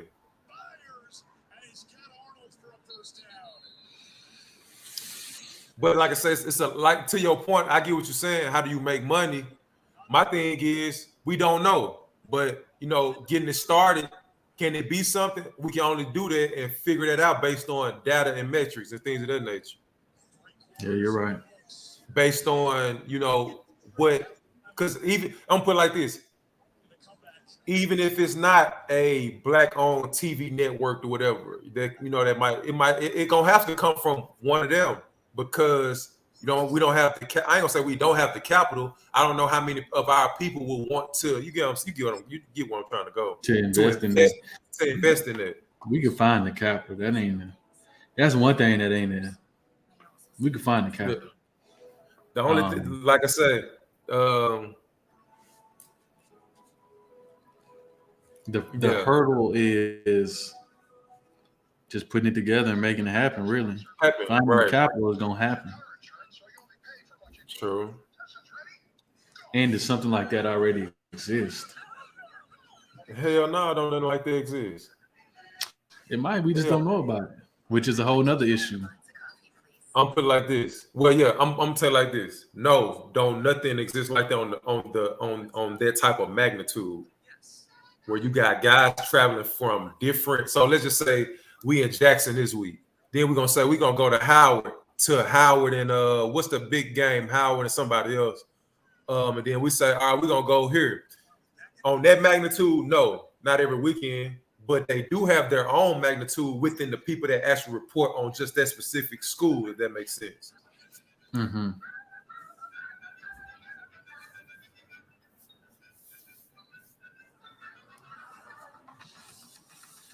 Okay. Like I said, I don't want to take, because I know it's dudes out there and women out there that report on HBCU sports, but it's either the girl who just getting on, who they send across to Jackson. Hey, you go do this Jackson State game. It's not really getting too much TV coverage. You know what I'm saying? Unless Jackson State play on ESPN. I think they played on when Deion first got there, and they played on ESPN. It was on Sundays. It was in the spring. Nobody was playing. Ain't no NFL games on, so they was able to get that slot. You get what I'm saying? Mm-hmm. So like I said, I ain't taking away from people who actually reporting on the schools and X, Y, and Z, but I guarantee you it's probably the people that just report on those schools in general every week. Well, I mean, if you own a TV network, you ain't doing the reporting, so you could just hire them people. True.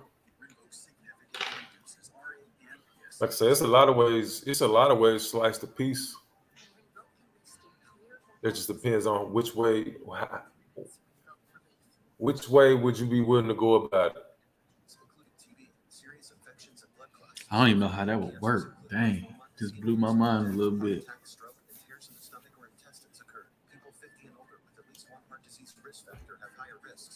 Huh. And what do you cover?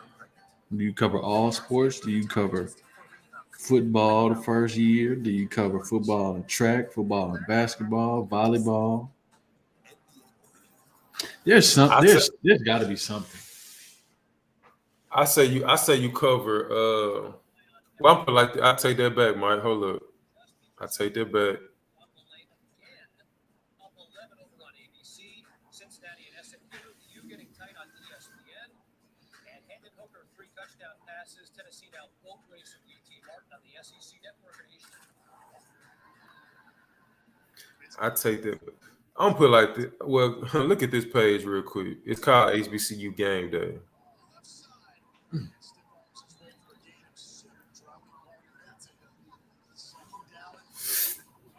Excuse me. Or do you make a? Here's the truth. This is what you do. What's that? It depends on why you want to do it. Nice. Touchdown. He's good. That was a tough catch. He is good, bro. He caught that catch on this shoulder going that way. Let's see what the Jayhawks do. It looks like they're going to go for 2. What a throw by Bean. I got to be honest. I'm sitting up here. I see the safety running over. I can see where Bean's going to go. I'm like, don't throw. He lets it go, puts it only where his receiver can get it. Receiver makes a tremendous play. I just sent you some, bro. Oh, okay. Oh, on Instagram.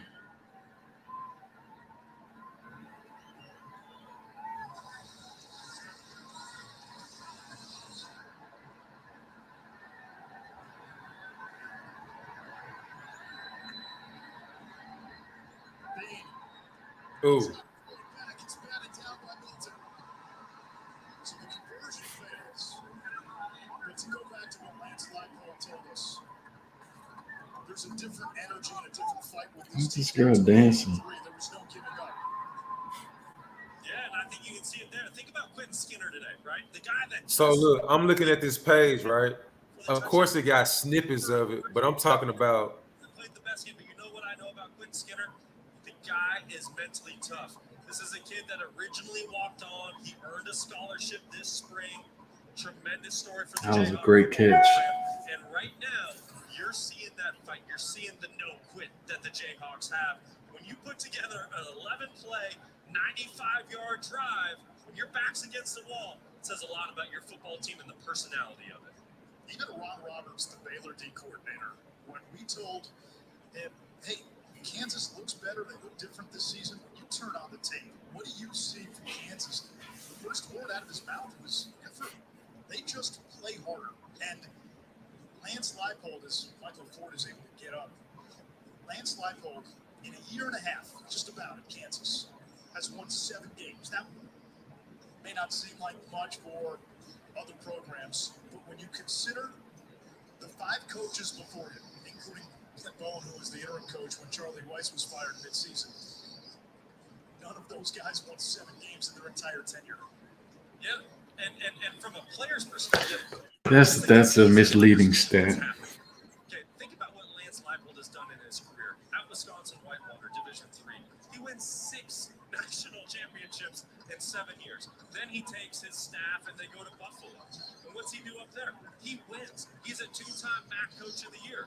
Then he shows up to Kansas. So my point is, if you're a player and you're in that meeting room and you're sitting in the seats, whatever he says to me, whatever he's feeding me, I'm eating it. And I'm willing to run through a wall for this guy because I know he knows how to win football games. Dang, what was I gonna say? I looked at it. Do they broadcast games, or is it just that Instagram?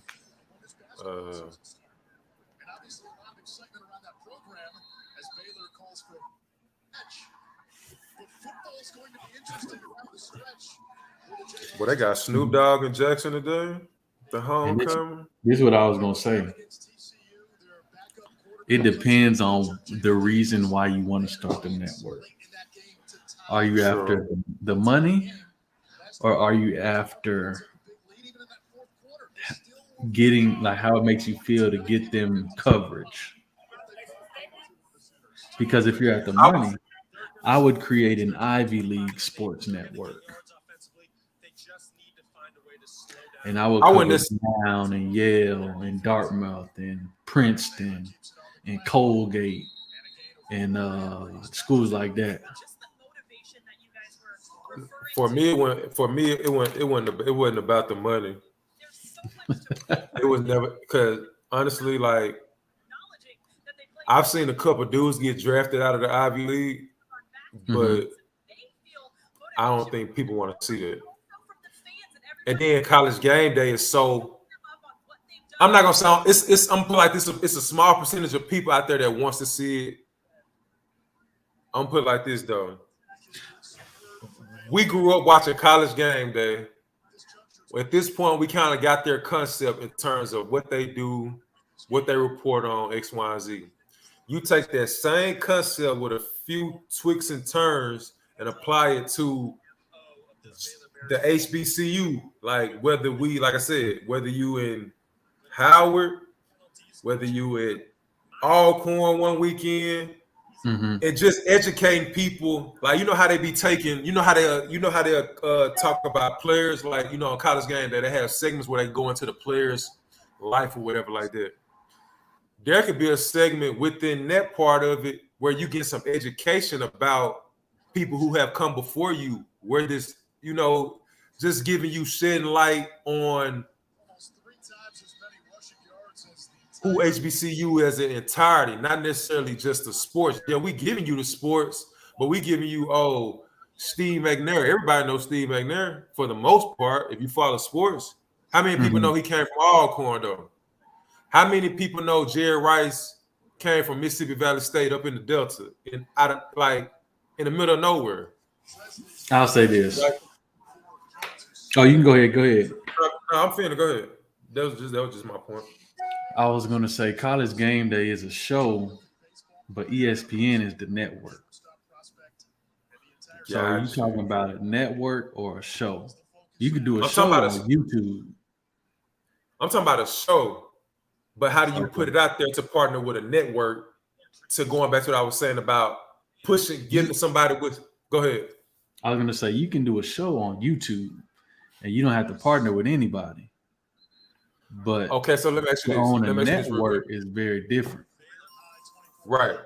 Let me ask you this then. How do we get, so if we did it on YouTube, how do you get coverage of, where do you the game at then? You went in and out. What'd you say? I said, how do we get coverage of the game? Somebody got to be there with the camera filming it, broadcasting it.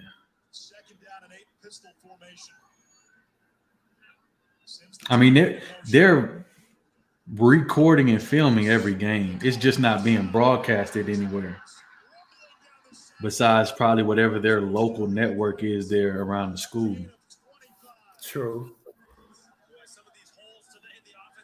So, I mean, like Jackson State's game will be broadcasted on the JSU network or whatever it's called. Alcorn's game will be broadcasted on Brave TV or Alcorn TV, whatever it's called. Somehow, like Texas got with the Longhorn network. Yeah, exactly. So I'm sure they're doing that. But your College Game Day type show, it's a good idea. You don't need a network to do that though.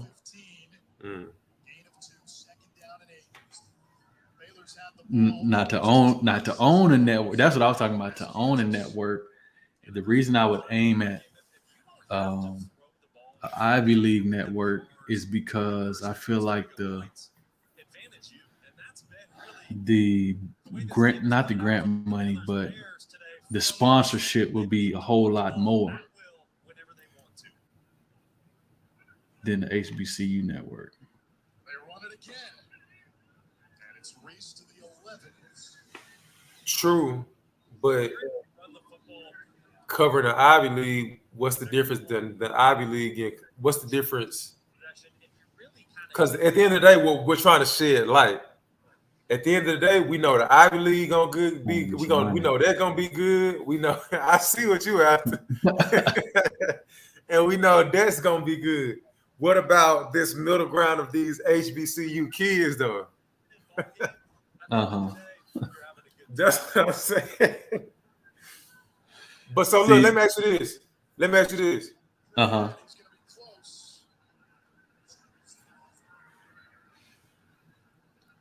Why wouldn't you go after a?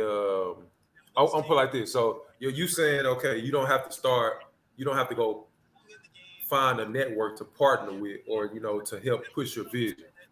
Mm-hmm. You feel like the momentum's coming. That was that time that you needed the 3 and out by your defense. How else will we get it recorded then?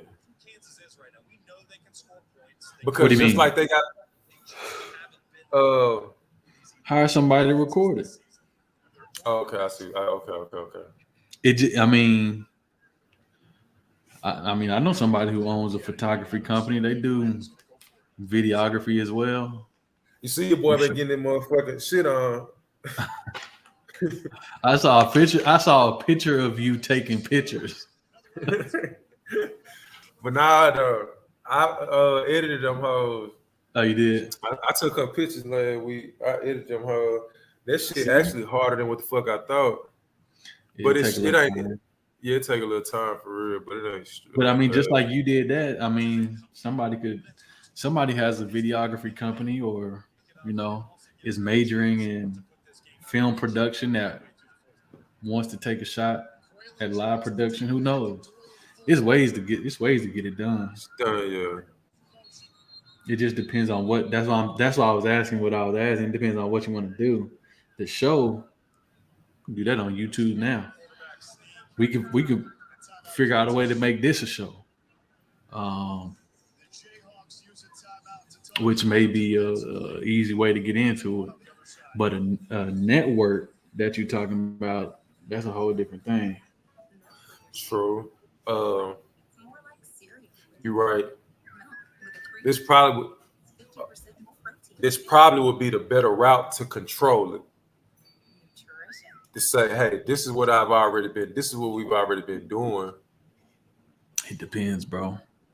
Go ahead, you can finish what you're saying, then I'll tell you why I say it depends. Y'all already know what you're getting at.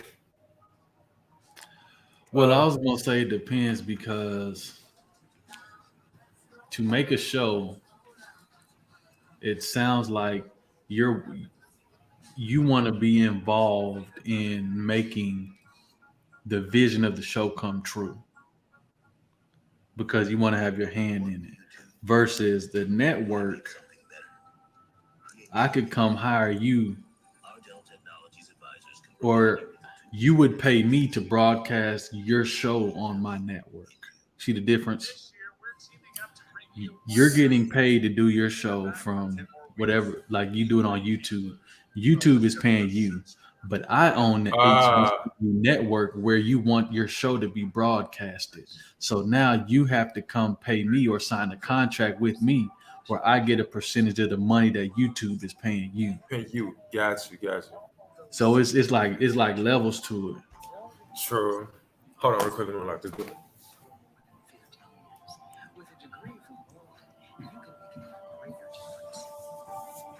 you and those around you.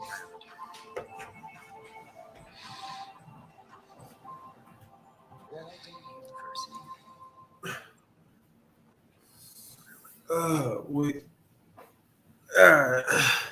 There it is. How do you show them that you care? I haven't heard from him in a while. Constant contact. Automatically send the text. never been in a relationship with a gardener like this. Landscape architect.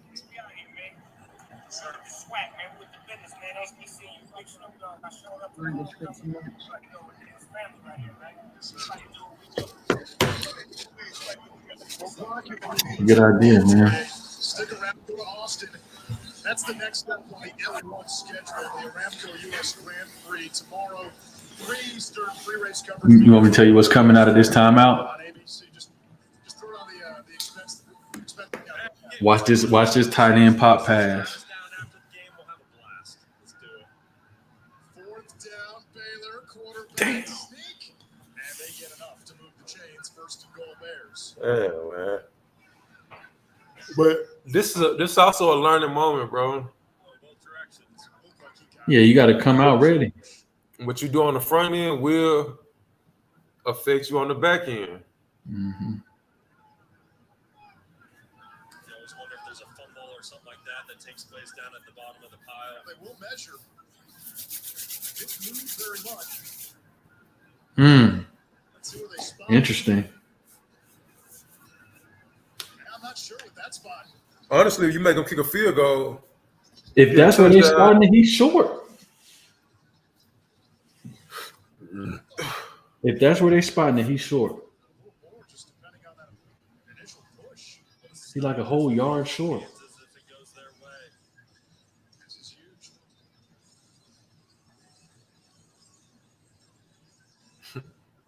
they know he's short. Yeah. On TV, it looked like he got it though. For real? Yeah. Watch. Oh, well, maybe not. Nah, they folded him up. That was a good spot. See, you would have got ran over right there. Bro, let me tell you this. When it came down to 4th and 1 and stuff, bro, I ain't gonna lie. Bro, I'll never forget. We played Baylor my senior year, but the first play of the game, bro, I knew I took a ride for about 4 or 5 yards, bro. We're slanting, and I slant right into the guard coming down, bro. They took, bro. They had some big linemen too, bro, and everything looked like a play action pass, bro. Yeah. Everything looked like a run. Because everything looked like a run. Yeah, their guards never put their hand in the ground. Their guards always were set up like this, like it was a pass. Texas Tech does the same thing. See, but I feel like they're not just their tackle, their guards were set up like that. Right. Appreciate it. Dump it down. Nice pass. I like it. If they ain't gonna bring no pressure, go back there and play 7-on-7. Appreciate it. All right. An all-world throw going dead into that wind. That was a nice pass. The team in receiving yards going quickly. And on the slant, they get to the 46. 8 more down to Taylor. Quick injury update. Right guard Michael Ford for Kansas is not in the game. Man, don't come on here making all that noise, T. My bad, bro. I just had, you know what I'm saying, give me a little something in my stomach.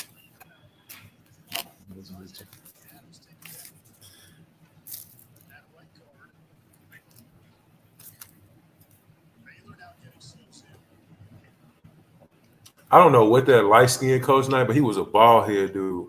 He was on the Baylor. He played for he coached at Baylor. So he the receivers coach or the running backs coach.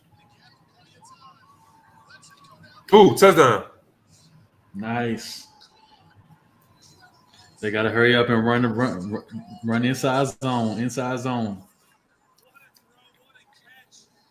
He actually underthrew him. That should have been a touchdown. There you go. Snap them up.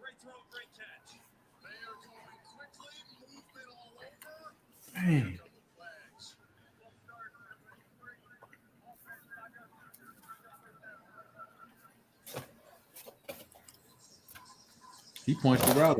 There it is.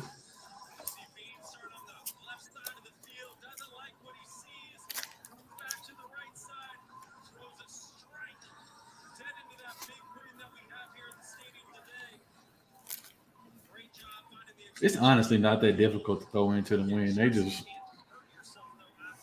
making it bigger than what it is.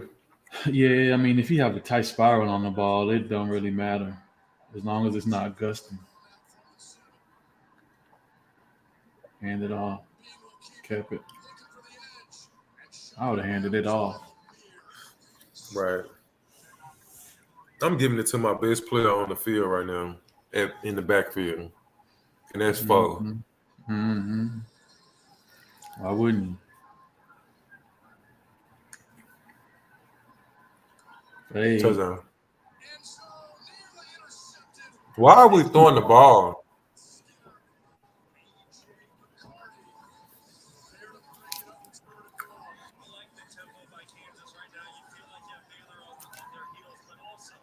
It wasn't a great ball either.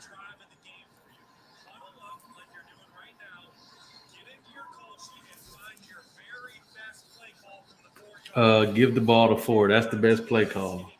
Right. You got one of them. You got one of them.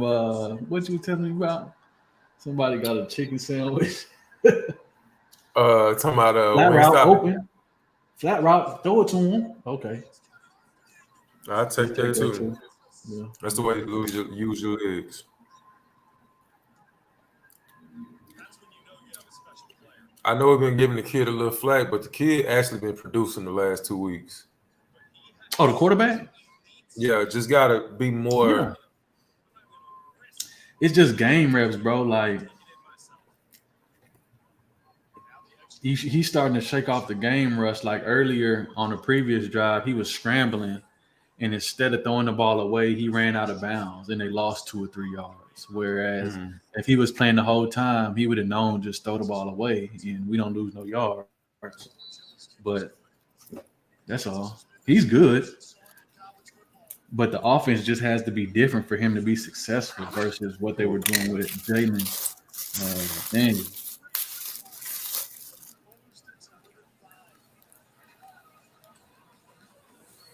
See them halftime adjustments. Right.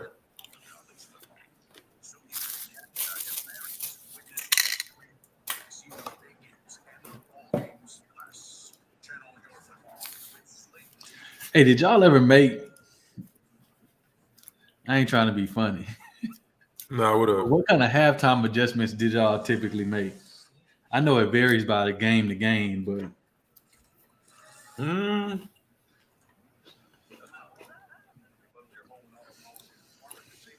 that's probably not a good question. Nah, boy, Bourne had us prepared majority of the time, bro. I can't remember a time where we wasn't prepared, where we couldn't stop. Well, OU game. What about it? When Samaje Perine broke that record on us for 400 some yards and like 4 or 5 TDs, but I don't even really know what was happening in that game, bro. Because if we weren't getting blown up, I know what was happening. I don't think we would. We'll go ahead. I know what was happening. It was rainy. It was cold. We was driving down the field, and then they took me out. And then the very next play they took me out, it was a strip sack fumble for a touchdown going the other way. And then it was downhill after that. Bro. And they sent me into the game with a playbook that had like 8 plays in it. But after I had to learn the whole other playbook just to play. How you go, bro? How you play Oklahoma at Oklahoma with 8 plays, dog? Bro, that's when Keesaw was there, right? And John Reagan, right? Maybe Reagan. I don't know about Keesaw. Maybe Keesaw. Yeah. I don't know. No. Keesaw came the year after that. No, Keesaw was there my last year when he brought, because that's when Nigel was there. And then, Keesaw left.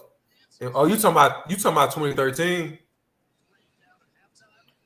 I don't know. It was the year before Nigel got there. Okay. When Dane was there. Oh, that was 2012 then. I don't know.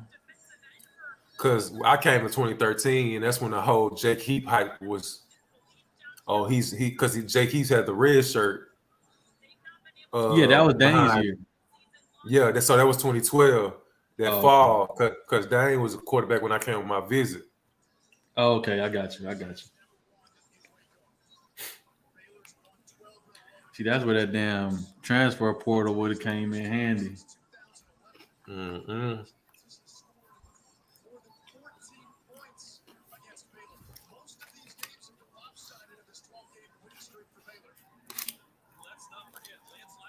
His ass.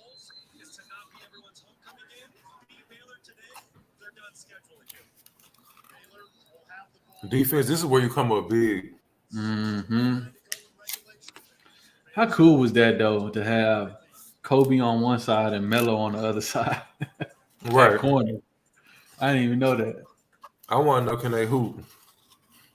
Yeah, nah. They probably can though, being corners. Right.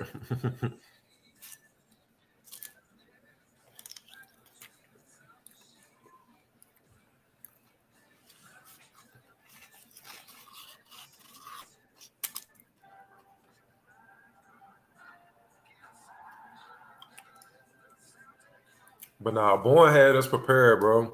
A lot of times it was dudes doing their own thing, or motherfuckers just being soft as fuck. Or motherfuckers not really just understanding the game plan. Yeah. Because I can't sit here and say that I really understood the game plan all the time.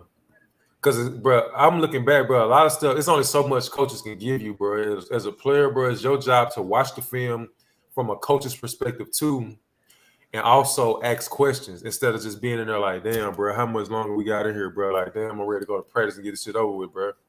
Because I look back at it, bro, a lot of times we had a loser mentality, bro. It was like, damn, we got practice, or damn, we got this, or damn, we got that. It was never the outlook of, oh, like, bro, we get to do this, we get to do that. Mm-hmm. Or like, damn, bro, we get to play OU. It was almost like, bro, like the morale of the team was always, it wasn't like, oh, this is an opportunity to do something special. They already overlooking us. Why the fuck we ain't just as hyped? You get what I'm saying? Mm-hmm. Why we not hyped to go out here and compete with these motherfuckers? It was always, well, you know, OU ain't gonna do this, man. Fuck what OU doing. What the fuck are we doing? I think it comes like it depends on what kind of ball you play growing up. If you're comfortable being an underdog, and then I think it goes. I know for me, it goes back to I grew up watching OU. I always wanted to play OU. Right. I always wanted to play UT and Baylor and shit. Right. So for somebody that you ain't grow up wanting that, it's easy to be like, man, why we going out here? That's real shit, bro.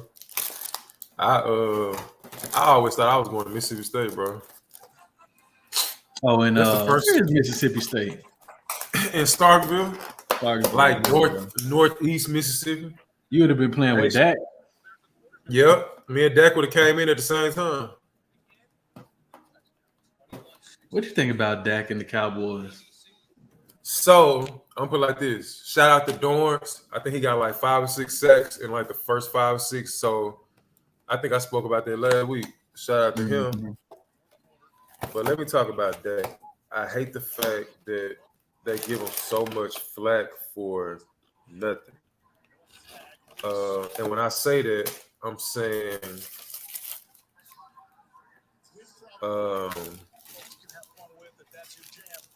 it's like Dak got to be perfect all the time. And another thing, what I've noticed is going back to what we were saying, bro, about Geno Smith. At one point in time, you can't discredit this. Mississippi State was number 1 in the country at one point in time. And that was due to the fact that Dak Prescott was the quarterback and he had some people around him as well. He got some people around him now with the Cowboys. if I'm a offensive coordinator, the game is not necessarily the same how it used to be 10, 15 years ago, where you draft a quarterback. Well, we're gonna try to get him to do our offense. No. If you're smart, you'll watch and go see what he did in college to make him successful to get to this point, and you will try to guide okay, Dak, what do you feel most comfortable with? Dak, how can you what do you feel? What do you feel, Dak? Instead of saying, okay, this is what we're trying to do here. You know what I mean? Dak, from the games that I've watched since Dak has been a quarterback for the Cowboys, he's a lot better when he's out of the pocket. Get him moving out of the pocket. He's not. I'm not gonna say he can't be good, but he's not He's not best when he's just standing there, bro. He's not Tom Brady. He does a lot when he's on the move. So he does better when he's on the move. So I think they just got to get better strategically in how they're using them, bro. Well, shit, they just paid him a lot of money, so they better. Right. That was Richard Sherman that was saying the other day. People keep talking about why Zeke's still starting, and buddy, even though Parsons is good, Richard Sherman said, hell, it's a lot of money behind Zeke. Hell, Right. you have to play him, even though you might think Parsons might. That's the big. Now you're talking about the business side of it. We're not even talking about football anymore. We're talking about two different conversations. Because if you really want to talk football, we could probably say Parsons deserved to be starting. If you've been watching him. Now, if you want to talk about the business standpoint, Zeke has to start. Yep. They got to get that return on that investment. Right. Screen. One-on-one coverage across the board Nope. for Baylor right now. Speed option. Race. What is 95 doing? Bro, the same exact thing happened. Same exact thing. The backer takes a bad angle and knocks the defensive end off the quarterback. Watch. Bro.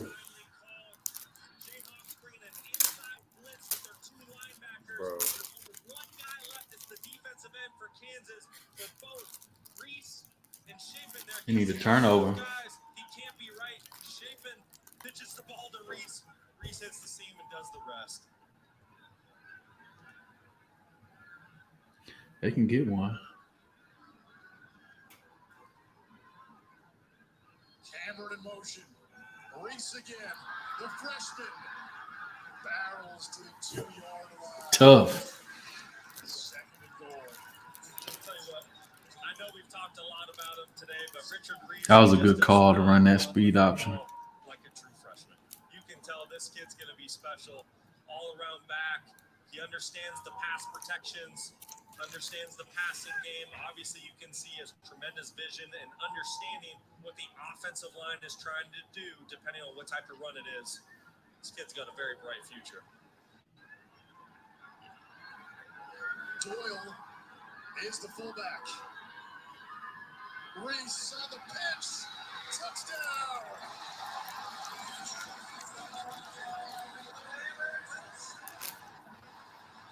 That was set up from a couple third downs ago, right? Doyle's picked up 2 first downs today on that fullback dive. It was time to fake the dive and flip it out to the running back. All they got to do is score quick. I'll tell you what, Jeff Grimes has had himself a day. Which they can do. With this play calling. And that's going if they score again, then they score again and they get the ball back and they lose this game. Again, 1 touchdown. That's been kind of the story for the last 3 weeks. If they lose today, we're 1 and 2 plays away from winning. Second rushing touchdown, 186 on the ground. Baylor up 2 scores. So, The new iPhone 14 Pro. It's amazing. yep, the camera is incredible. And you'll get our best deal. Nice, but everyone should get it. Everyone can get it. Every new customer, And every existing customer. every iPhone, Every iPhone. every iPhone, Every iPhone. Okay, my work here is done. Everyone gets the best deal with every iPhone. Best one yet. Everyone gets AT&T's best deal on every iPhone, including up to $800 off iPhone 14 Pro. Are you coming for my job? Domino's online carryout deal includes all your favorites for just $7.99 each. So let's play a word association game. Dips and twists, $7.99. 8-piece wings, $7.99. large one-topping pizzas. $7.99. The only place to get this deal. Domino's. I'm a team mascot. Boy, am I running late. But I got lead in my foot and spirit in my fingers. Oh, what a hit. And if you have cut rate car repairs, the cost to cope with that might take your season. So get off things and be better protected from mayhem, like me.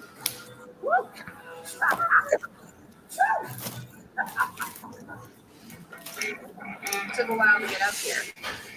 We started out around 1959. Then we took a hard left in East Africa. Right at Baja.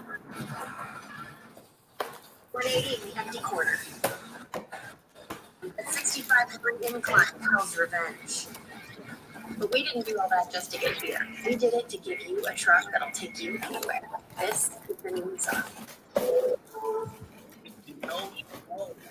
If you know, you know.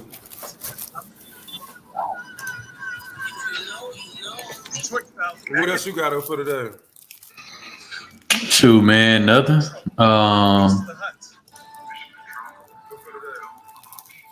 No, I don't got nothing going on.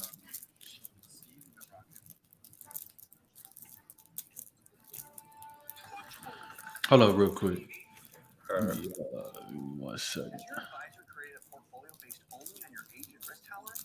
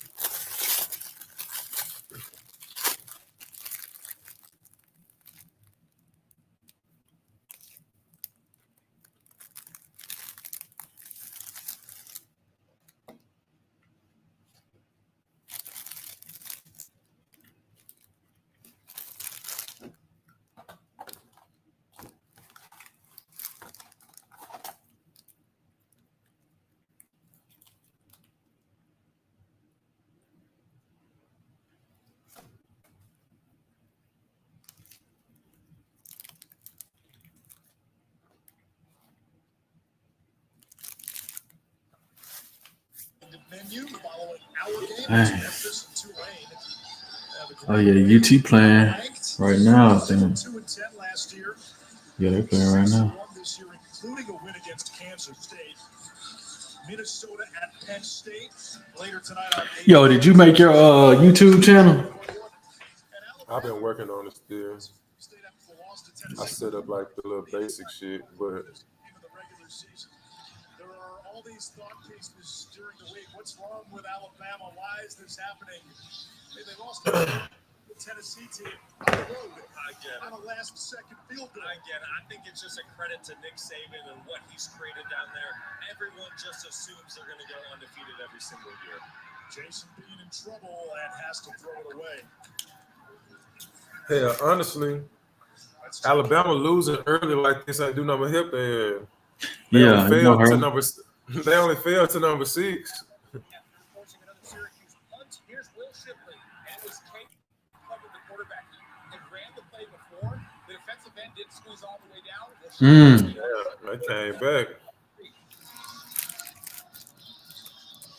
Will Shipley, the pride of Weddington, North Carolina.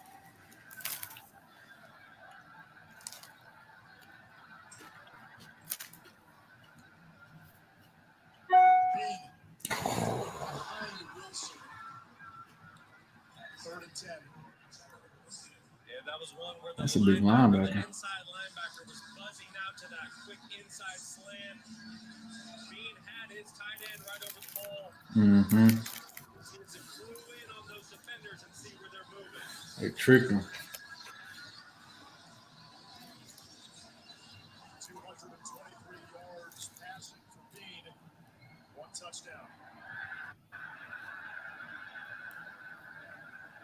Skinner in motion. Four-man twist by Baylor. Bean throws. It's caught by Fairchild, the tight end. 2 yards shy of the He wanted to take a shot deep. back at the 16. Nice catch by Fairchild. Big time with the guy on his back.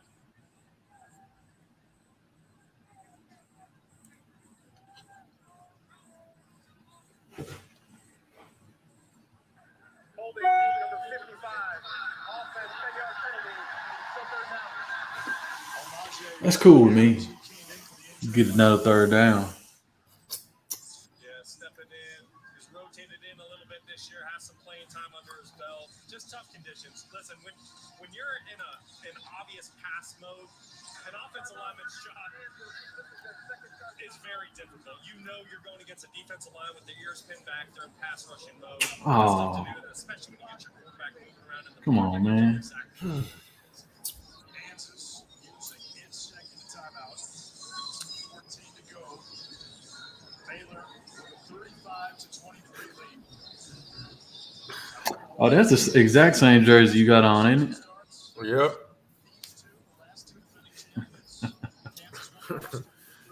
Yep.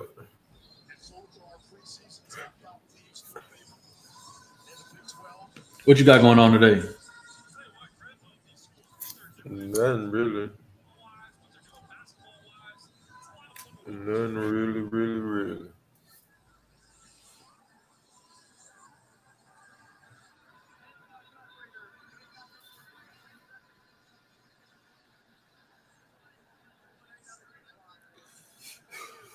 Go ahead and throw the fade up. They about to double cover. Switch. Sidearms and it's caught by Terry. His lasso down shy of the 25.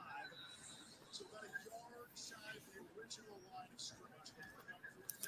Oh, they punting. Oh, timeout. Didn't hold on to the ball too long, waiting for something downfield. He knew he just needed to get a completion to make it fourth and manageable. Great job picking up a positive play there by Bean. We remind you to sign up today at ESPNplus.com/Big 12 now. It's a must-have for Big 12 fans. Some of the featured events. Every Wednesday, it's the Big 12 Football Weekly Show that breaks down Saturday's games and previews the week ahead. Plus the Big 12 Soccer Tournament on Sunday, October 30th, the quarterfinals. So who do you know who KU had left on their schedule? Let me look it up. They have I got Okie State, UT. Oh, so they only got 3 games left. 4. They got Okie State, Tech, Tech, UT, and then K-State. Shoot, K-State's pretty good too. They are, and they play TCU today. And TCU still undefeated. That's what Coach Wide work at. TCU. Yeah. K-State.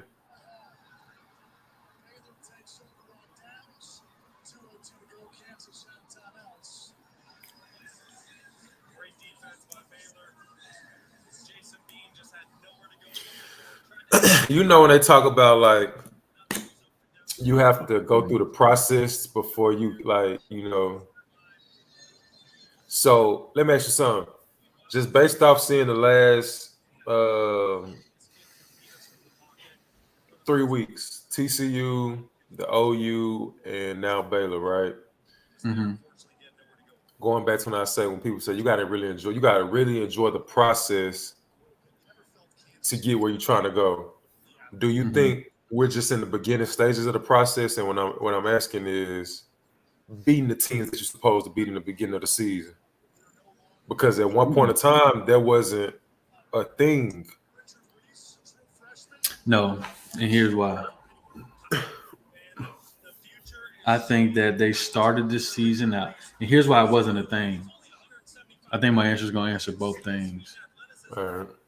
They started the season out with the quarterback that they should have now, I got you. which is why they won those early games. And I don't think that they're in the figuring out stage. I think they just been playing the last 3 weeks with a backup quarterback who probably took fucking 5 snaps of practice until he started playing. Right. So I think that's what it is. Like you said, they lost by 1 touchdown and 1 touchdown. And here they losing by 10 points. Yeah. I mean, before that, they were like the damn top scoring offense in the country. Sure. So, like, it's easy to say. I mean, yes, they should have found a way to win those last 2 games. Yes, they could have found a way to win this one, but the reality is they're still playing with their true backup quarterback. Right. I think we can't forget that when looking at the product that they got out there. They're playing well. They're doing what they can, but that offense isn't what it was the first 5 games of the season. Right. And the defense only gave up 35. After they gave up, 28 in the first half? Mm-hmm. So they only gave up 1 touchdown in the second half. And that rush, that's not good. 56 total. Oh, rushing yards? Yeah. Yeah, it was games where the quarterback was running for 100 yards. Right. So you got to – we're looking at the score saying it wasn't that bad, but production-wise, it probably was bad compared to what it was those first 5 wins. Good stuff. Regardless, once again, like we talked about, if Baylor just cleans up the penalties, cleans up the turnovers, I tell you what, they're as good as anybody in this conference. They can go toe-to-toe with anybody. She like Baylor. I mean, Baylor's about to be 4-3. But realistically, I think if KU has their starting quarterback, they win. I really think KU will be undefeated. Yeah, Still. it's very possible.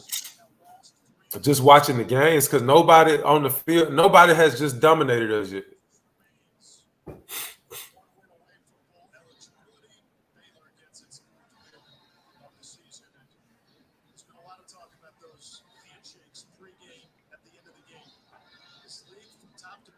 Yeah.